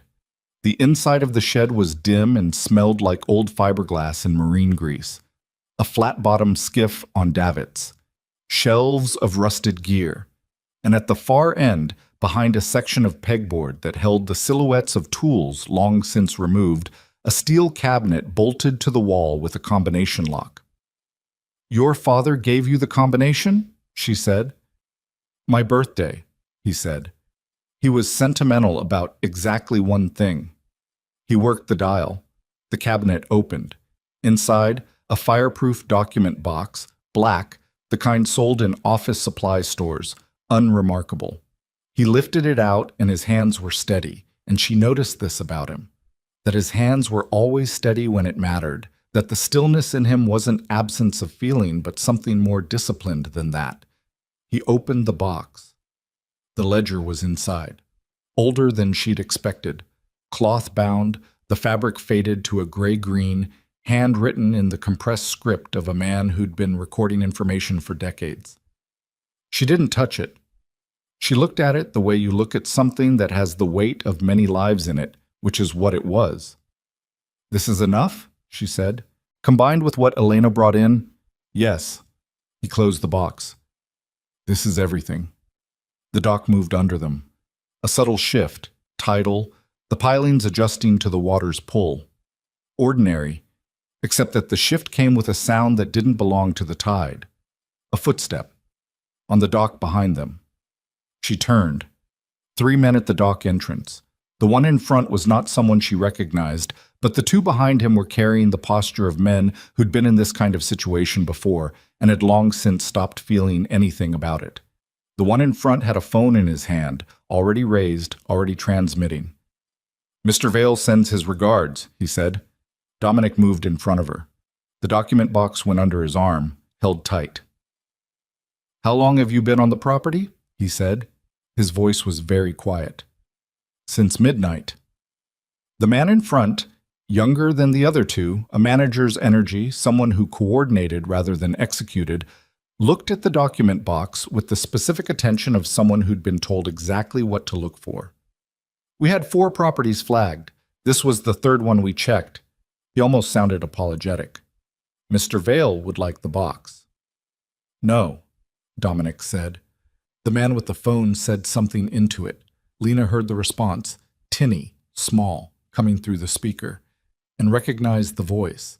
Victor Vale, live on the line, watching through the phone's camera. "Dominic," Victor said. The smooth voice, in this context, was almost surreal. "You look tired. I imagine it's been a long night." Dominic looked at the phone. "It's over, Victor. I keep hearing that." A pause. "And yet here we are." Hand them the box. "Elena is in federal custody. The Savannah ledger is with Harker. You have nothing. I have 3 men on a dock and your son in a truck 50 yards away." The voice stayed smooth, stayed warm. That was the most frightening thing about it. The warmth never left, not even now. "I'm not threatening the boy. I want to be very clear. I'm simply describing the geography." Lena's chest went cold and tight. Dominic's shoulders did not move. His hands did not move. But something behind his eyes went to a place she hadn't seen before. Past calculation, past strategy, down to something bedrock and absolute. "Tell your men to step back from the dock," he said. "The box, Dominic. Step them back, and I'll talk to you directly. In person, your location, my terms for security, 1 hour." His voice was flat and final. "That's the offer. The only one." A long silence on the phone. "You're not in a position to make offers. You came here for a ledger that will put you in a federal prison for the rest of your life," Dominic said. "I'm offering you a conversation before that becomes inevitable. That's more than you gave me 9 years ago when you decided my life was a variable you could adjust." The dock moved again. Tide. The marsh birds were starting now that the sun was up. Herons, egrets, the ordinary, beautiful, indifferent machinery of the natural world proceeding around the wreckage of human decisions. The phone was quiet for 8 seconds. 1 hour, Victor said. "Meridian Shipyard. You know it." "I know it." "Come alone." "No." Another pause. "Fine." "Bring the woman. Leave the box on the dock." "The box comes with me." A sound on the phone that might have been something close to amusement. "You've gotten harder, Dominic. I'll give you that." The line went quiet, and then the 3 men on the dock stepped back, 1 step, 2, creating a corridor. The one with the phone pocketed it and turned and walked back up the dock toward the oak trees without looking back, and the other 2 followed. And then the dock was empty and the marsh was making its ordinary sounds, and Lena realized she'd been holding her breath for approximately the last 2 minutes. She let it out. "The Meridian Shipyard," she said. "Abandoned. Been in receivership for 4 years. Victor's used it for meetings before. I know because it's in the operational files I gave Harker." He was already moving back up the dock.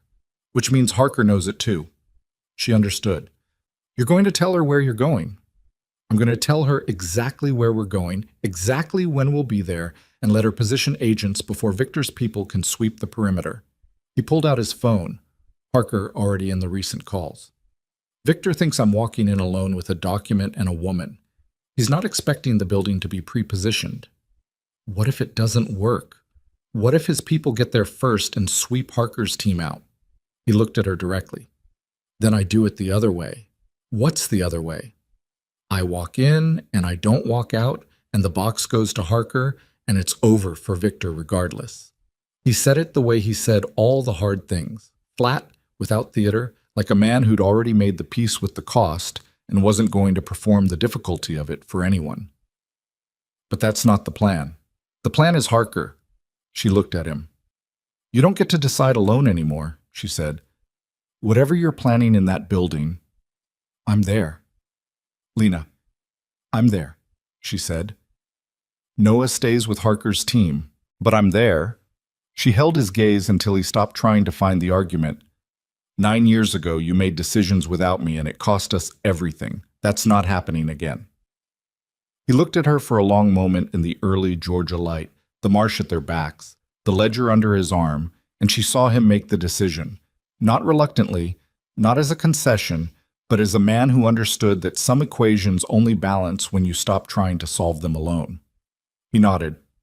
They went back to the truck. Noah took the situation with the focused calm of a child who'd spent the last 6 hours recalibrating his understanding of what a normal morning looked like.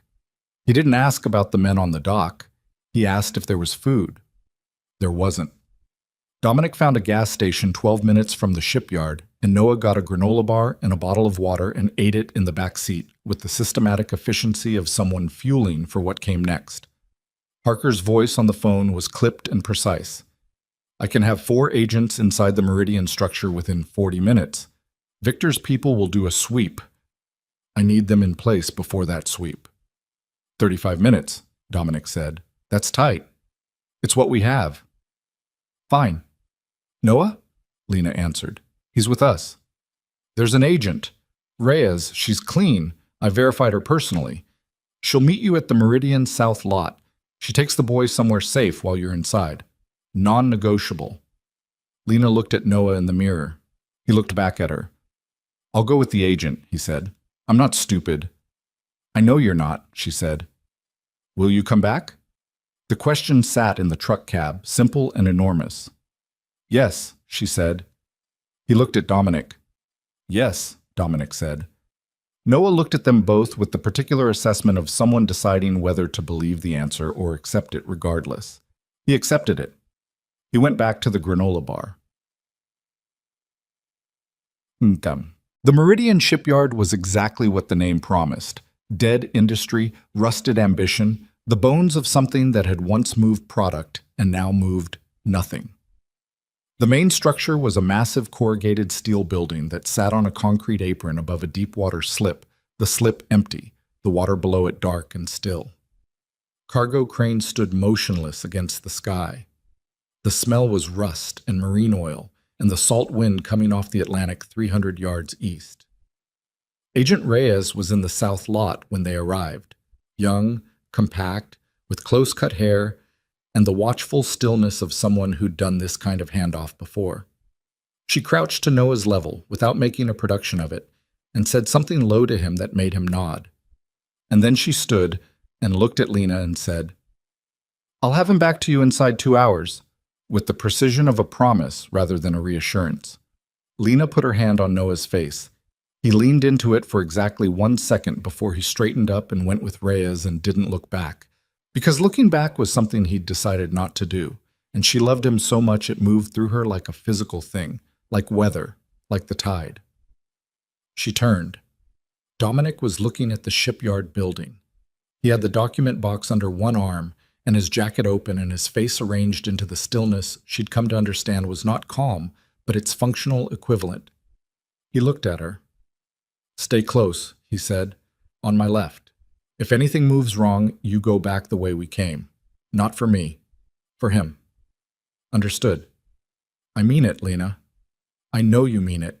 She looked at the building. Let's go. They walked across the concrete apron in the full morning sun, and the shipyard was loud with the sound of the wind in the crane cables, a low metallic singing that didn't stop, and the Atlantic glittered beyond the slip, and it was almost beautiful in the way that dangerous places sometimes are, when the light hits them right and the human stakes are briefly invisible. Victor Vale was waiting inside.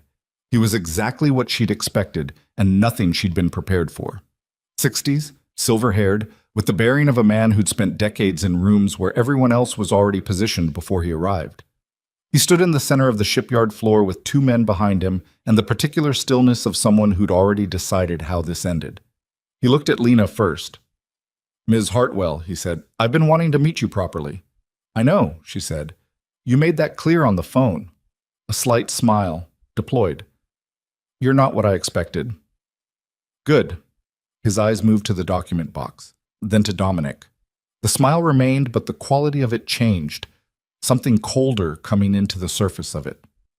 The ledger, he said. In a moment, Dominic said. We're going to talk first.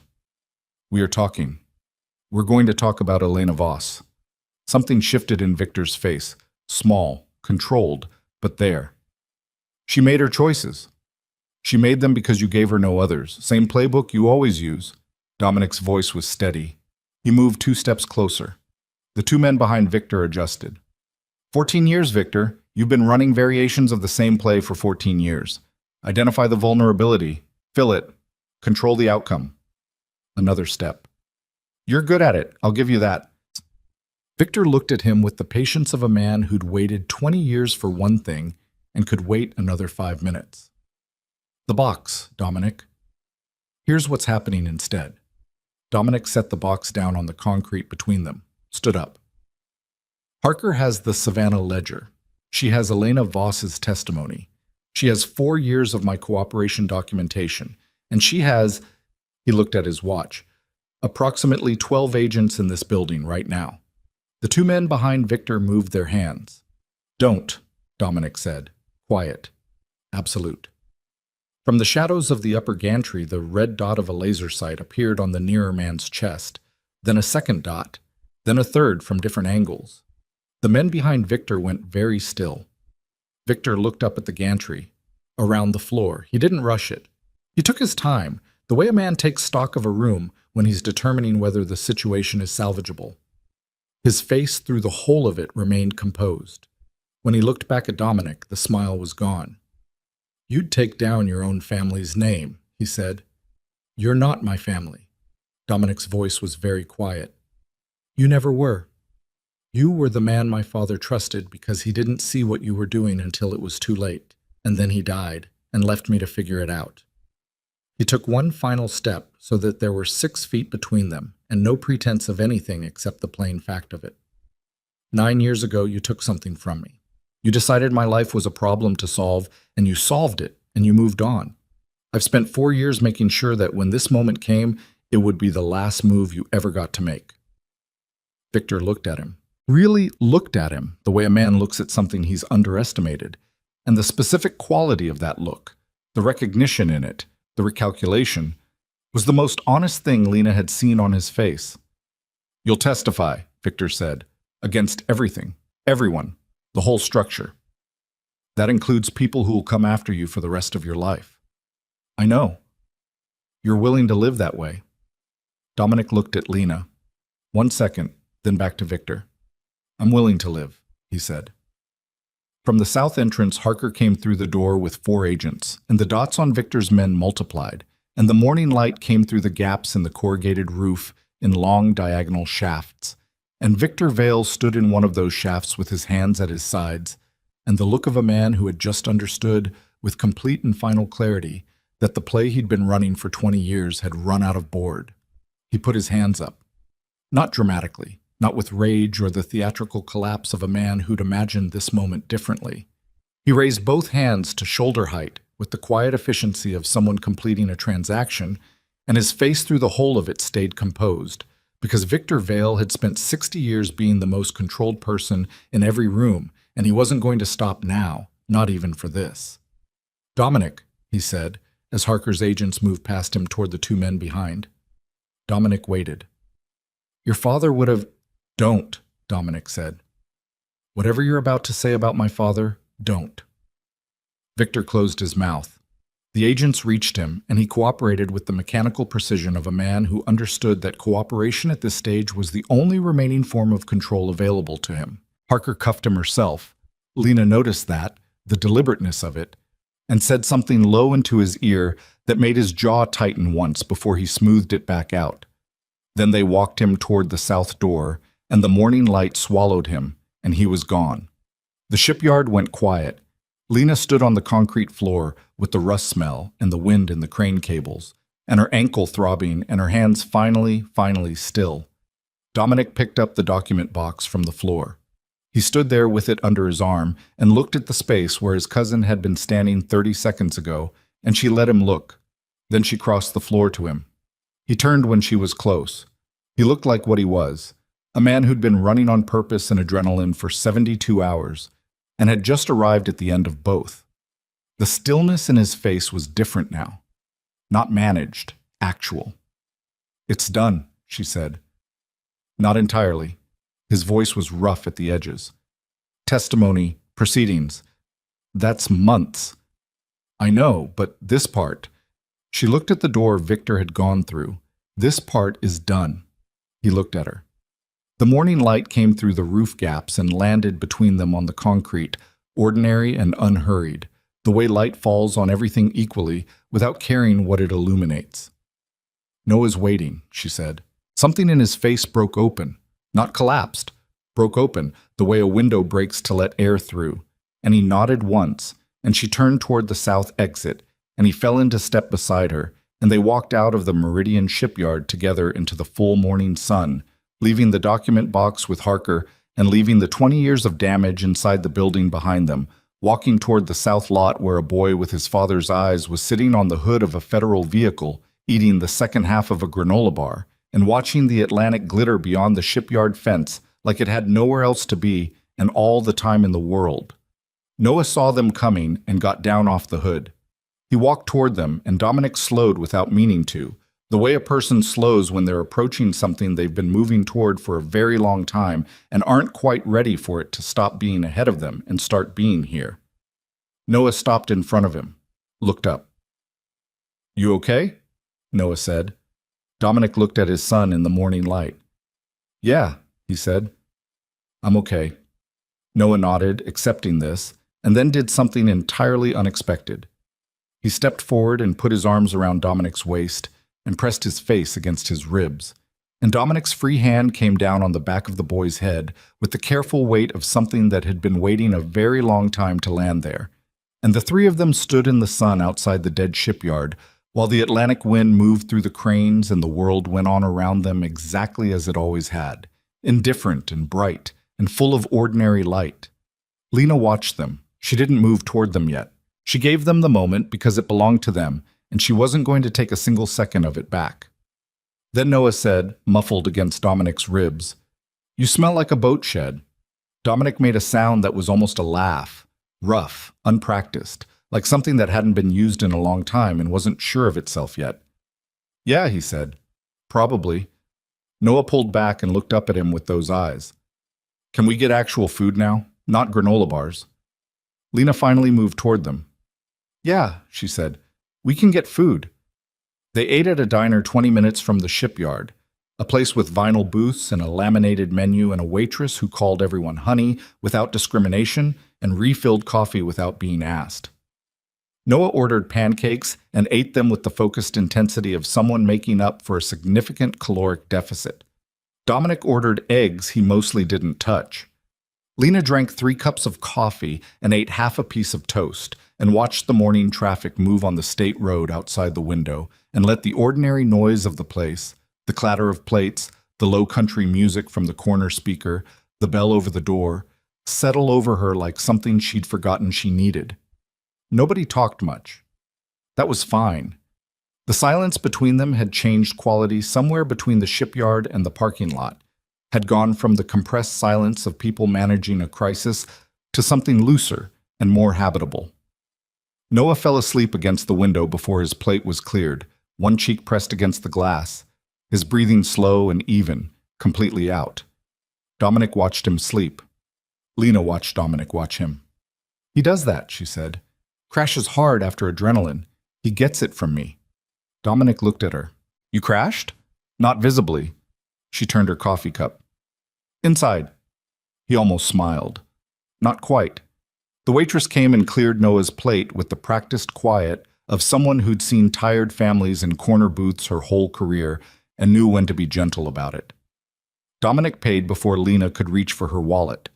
She let him, because it wasn't the moment for that particular argument, and because some part of her recognized that he needed the small, ordinary act of it, the normalcy of picking up a check in a diner after the worst week either of them had lived through.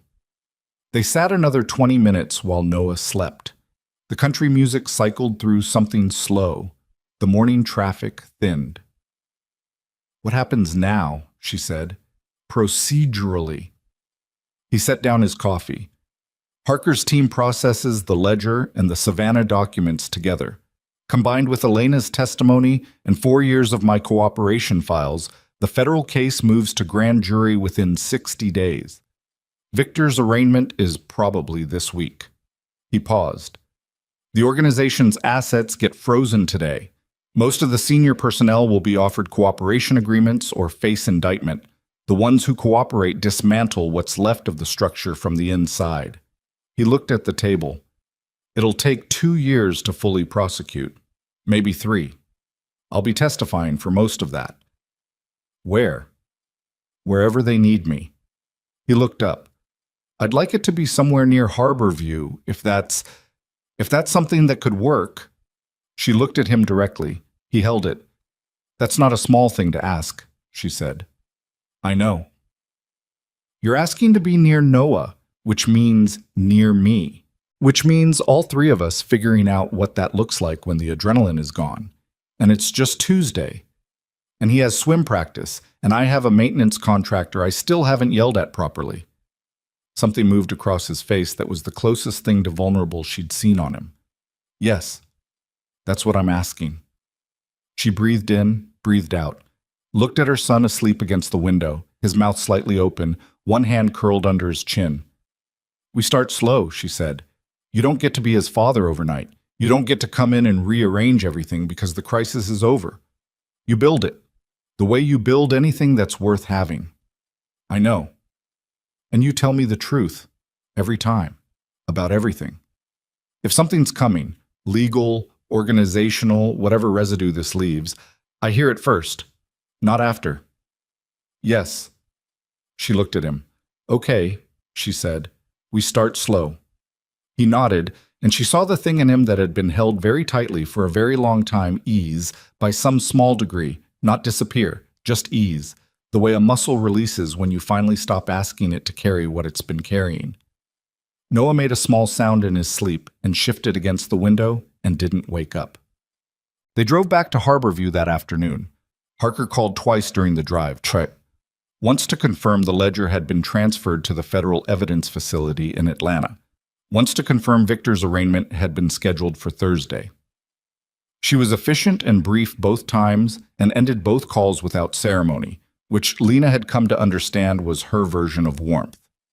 The third call was from Elena Voss. Dominic took it on speaker at Lena's look.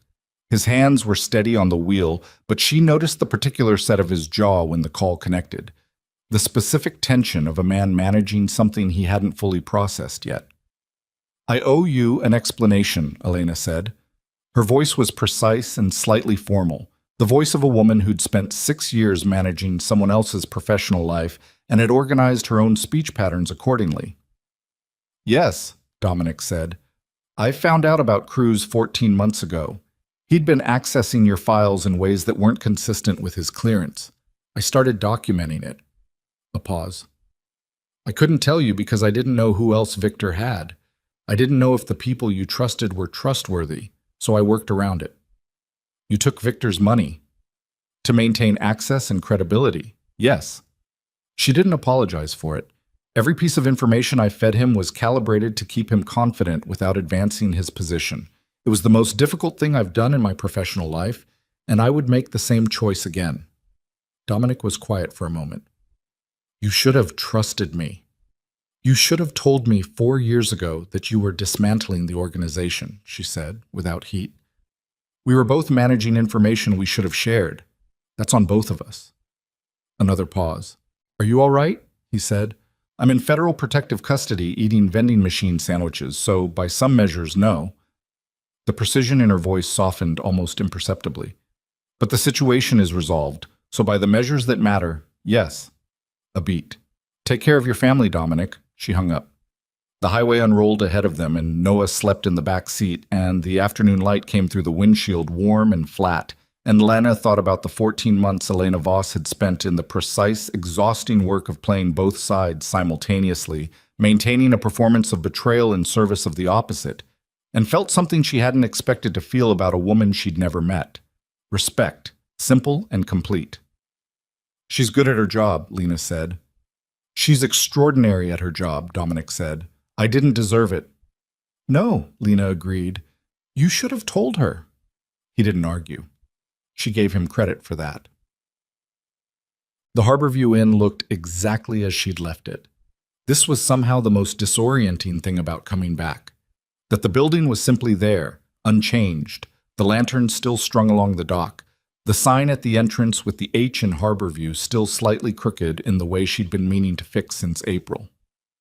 Dolores had apparently managed the occupancy with her characteristic competence. Every room showed occupied or turned over, the parking lot was orderly, the lobby windows were clean. Carla was on the side patio when they pulled in, a glass of iced tea in front of her and the specific expression of a woman who had been watching the entrance for some time. She stood up when she saw Lena. Lena got out of the truck, and Carla crossed the patio and hugged her. Not the careful social hug, the other kind, the one that means I was worried and I'm glad you're here. And Lena let herself be held for a full 3 seconds before she pulled back. You look terrible, Carla said. Thank you. Carla looked past her at Dominic, who had come around the truck, then at Noah, still sleep-rumpled, climbing out of the back seat with his swim bag. Noah, she said, you hungry? I have leftover Gulf shrimp from the lunch service. Yes, sayats, Noah said immediately, with a conviction that suggested the pancakes had already been forgotten. Carla took him inside without further ceremony, and Lena stood in the parking lot with Dominic in the late afternoon light and looked at the inn she'd spent 8 years building into something that worked, something that was hers, and felt the strange doubled sensation of being home and being somewhere she was seeing clearly for the first time. I need to check in with Dolores, she said. Go, he said. I'll find a room for tonight. The Pelican, if they have availability. There's a room here, she said. It came out before she'd decided to say it. She let it stand. It's a guest room, room 9. It's been empty since the platform collapse scared off the reservation. She met his eyes. You don't need to stay at the Pelican. He looked at her. Room 9, he said. Room 9. He nodded. She went inside. The next 3 weeks moved in the way of time after a crisis, both faster than it should and weighted differently than ordinary time, each day carrying a residue of the days before it that normal days don't carry. Lena ran the inn. She answered Harker's calls and attended 2 preliminary federal briefings where she gave a witness statement that took 4 hours and left her drained in a way that was different from physical exhaustion, a kind of cellular tiredness that sleep helped but didn't cure. She fixed the H in the sign. She finally yelled at the maintenance contractor properly. She slept mostly, and sometimes didn't, and on the night she didn't, she came downstairs to the kitchen and found the light already on because Dominic didn't sleep well either, and had apparently decided the kitchen was the appropriate place to not sleep, and they sat across from each other at the kitchen table with coffee and didn't always talk, and sometimes that was better than talking. Noah adapted the way children adapt, with a speed and completeness that was slightly humbling to witness. He absorbed Dominic's presence into his daily life with the pragmatic efficiency of someone integrating a new variable into an established system. He asked questions, but the questions were practical rather than emotional. Whether Dominic knew how to fix outboard motors, whether he'd ever been in a real fight, whether he preferred the Gulf to the Atlantic. Dominic answered all of them honestly, including the one about the fight, and Noah listened with the gravity of someone taking inventory. The swimming continued. Dominic came to the second Saturday practice, and the third, and stood at the chain-link fence in the morning light while Noah worked his stroke in the far lane, and Lena stood beside him, and neither of them said anything about it being the thing it was. She told Noah on a Wednesday evening, 3 weeks after Harborview. She'd been planning the conversation for days, the words, the order of them, the way to make something complicated accessible to an 8-year-old without reducing it to something false. She sat across from him at the kitchen table after dinner and told him the truth in the simplest version of it, that she and Dominic had known each other a long time ago, that some people had worked very hard to keep them apart, that she hadn't known Dominic didn't know about him until recently. Noah listened to all of it without interrupting, which was unusual. When she finished, he was quiet for a moment. Is that why we had to leave in the middle of the night? He said. Yes. Because of those people. Yes. And they're gone now. They're being dealt with by people whose job it is to deal with them. He thought about this. Are you and him? Are you going to be together? She looked at her hands on the table. I don't know yet. We're figuring it out. He considered that with the same gravity he'd given the question about the Atlantic. He fixed the outboard on the dock skiff, Noah said. I know. It's been broken since last October. I know, Noah. I'm just saying. He picked up his fork and finished the last of his rice. He's pretty useful to have around. She looked at her son, felt something in her chest that was warm and complicated and not entirely unlike laughter. Yeah, she said. He kind of is. Victor Vale's arraignment was on a Thursday. Dominic drove to Savannah for it, He didn't ask Lena to come, and she didn't offer. It was his to attend. The last piece of business from a previous life, the formal beginning of the legal process that would take what remained of the next 2 years and grind it into something conclusive. She watched him leave from the lobby window at 6 in the morning, the rental car moving down the empty boardwalk road, and then she went and made coffee and opened the inn for the day. He called at 2 in the afternoon. "Done," he said. "How was it?" A pause. Strange. He looked smaller. Another pause, longer. He looked like a man who'd spent 60 years building himself into something enormous and was now just a person in a room being read charges. Was it enough? Seeing it? He thought about that. It was accurate. That's something. She stood at the front desk with the afternoon lobby quiet around her. "Come back when you're ready. There's no rush." "I'll be back by 7. "I'll save you dinner." A beat. "Lena." "Yeah." "Thank you," he said. "For—" He stopped, started differently. "For room 9. She looked out the lobby window at the boardwalk in the afternoon sun. The lanterns were still strung along the dock, not lit yet, waiting for evening. The Gulf was flat and silver, and the pelicans were doing their ancient slow circles above the water. "Come home," she said, and hung up before either of them had to figure out what to do with that. The weeks that followed were not easy in the way stories sometimes suggest. The aftermath of hard things can be easy. The federal proceedings required Dominic's presence at intervals, depositions, briefings, 2 preliminary hearings where he sat in rooms with attorneys and gave testimony that was precise and exhaustive and cost him something each time that he didn't talk about, but that she could see in his face when he came back. She didn't ask him to talk about it.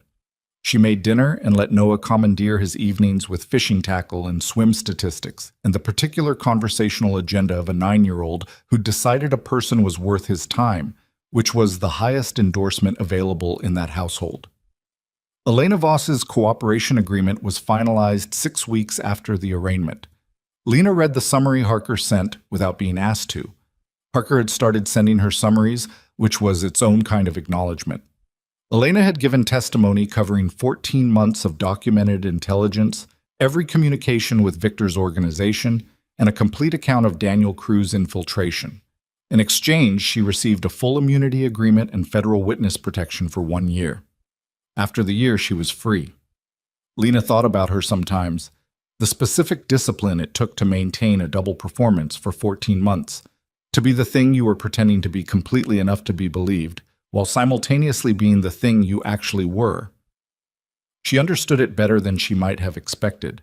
She'd spent 8 years maintaining her own version of a performance, the competent, unbothered, entirely self-sufficient woman who needed nothing she didn't already have. It was less dramatic than Elena's version, but the mechanics were the same. You built the surface carefully enough that eventually you stopped distinguishing between the surface and what was underneath. Dominic had been the thing that cracked the surface, not the crisis, not the fireworks platform or the harbor or Victor's men in the safe house. Him, specifically, the way he'd said he's going to be fine from the dark water, the way he'd put those shoes at the bottom of the back stairs, the way his hand had stayed on Noah's shoulder for exactly the amount of time that was needed, and then come away without making anything of it. The small things. They were always the small things. Bam. She found him on the dock at 7 on a Tuesday morning in late September, 6 weeks after the arraignment. He was where Noah usually was, sitting on the overturned bucket at the dock's edge, not fishing, just sitting with his forearms on his knees and his eyes on the water. The Gulf was calm, and the light was the particular gold of early fall mornings on the coast, the angle of it lower now, less punishing than August. She brought 2 coffees and sat beside him on an upturned crate. He took the coffee without looking away from the water. They sat without talking for a while. A brown pelican crossed their field of view in its improbable, ancient way, too big, too prehistoric, somehow perfectly suited to exactly this. She watched it until it was gone behind the dock's far end. "The harbor master's office closed the platform collapse investigation," she said. "Negligence finding against the maintenance contractor. The contractor's insurance is paying out." "Good. The platform's being replaced with a permanent fixed structure. Better moorings. They're talking about expanding the 4th of July show next year. He looked at her then, something in the corner of his eyes. Full circle, he said. Something like that. She turned her coffee cup in her hands. The dock moved slightly under them, the tidal shift familiar as breathing. I want to ask you something, she said. Ask. The night you came to Harborview, the 4th of July. She looked at the water. If the platform hadn't collapsed, if Noah hadn't gone in, were you going to come to the inn? He was quiet for a moment. Yes, he said. That night? Eventually, I'd been in town 2 days. I was working up to it. He paused. I didn't know how to begin. After 9 years, I didn't know what the first sentence was. She nodded slowly. What was it going to be? She said. The first sentence. He looked at her. I was going to say that I never stopped looking, he said. That's all. Just that. The dock held them both, rocking gently on the water, in the gold morning light of a season changing over slowly, the way seasons do on the Gulf Coast. Not all at once, but in accumulation, 1 degree at a time, until one morning you realize the quality of everything has shifted, and you can't point to exactly when it happened. Lena reached out and set her hand over his. He turned his palm up and held it. They stayed like that until Noah's alarm went off in the apartment above the inn. The cheerful electronic insistence of it, 2 minutes early, same as always, and then the sound of him moving around up there, getting dressed, the particular thump of one sneaker and then the other, and his voice calling down asking if there was breakfast and what they were doing out on the dock so early, his voice still rough with sleep and curious and entirely itself. Dominic looked up toward the window. She looked at him looking. Come on, she said. She stood up, still holding his hand. Come make breakfast with me. He stood. He didn't let go. They walked back down the dock together toward the inn's side door in the morning light, and behind them the Gulf lay flat and silver and enormous, indifferent to everything that had happened on its edges over the last 9 years, moving the way it always moved, the way it would keep moving, tied in and tied out, the rhythm of it older than any of the damage human beings were capable of doing to each other or to themselves, older than betrayal or forgiveness or the complicated and necessary work of building a life in the aftermath of both. Noah appeared in the doorway above them before they reached it. Hair sideways, mismatched socks, the paperback from the safe house in one hand because he'd apparently finished and restarted it. He looked at their joined hands. He looked at their faces. He turned around and went back inside. There's eggs, he called back. Someone has to actually cook them, though. Lena looked at Dominic. He looked at her. For the first time in 9 years, the future was not something she was managing or surviving or building defensive walls around. It was simply there, ahead of them, open and ordinary and entirely possible, the way a morning is possible before it becomes a day. She opened the door. They went inside.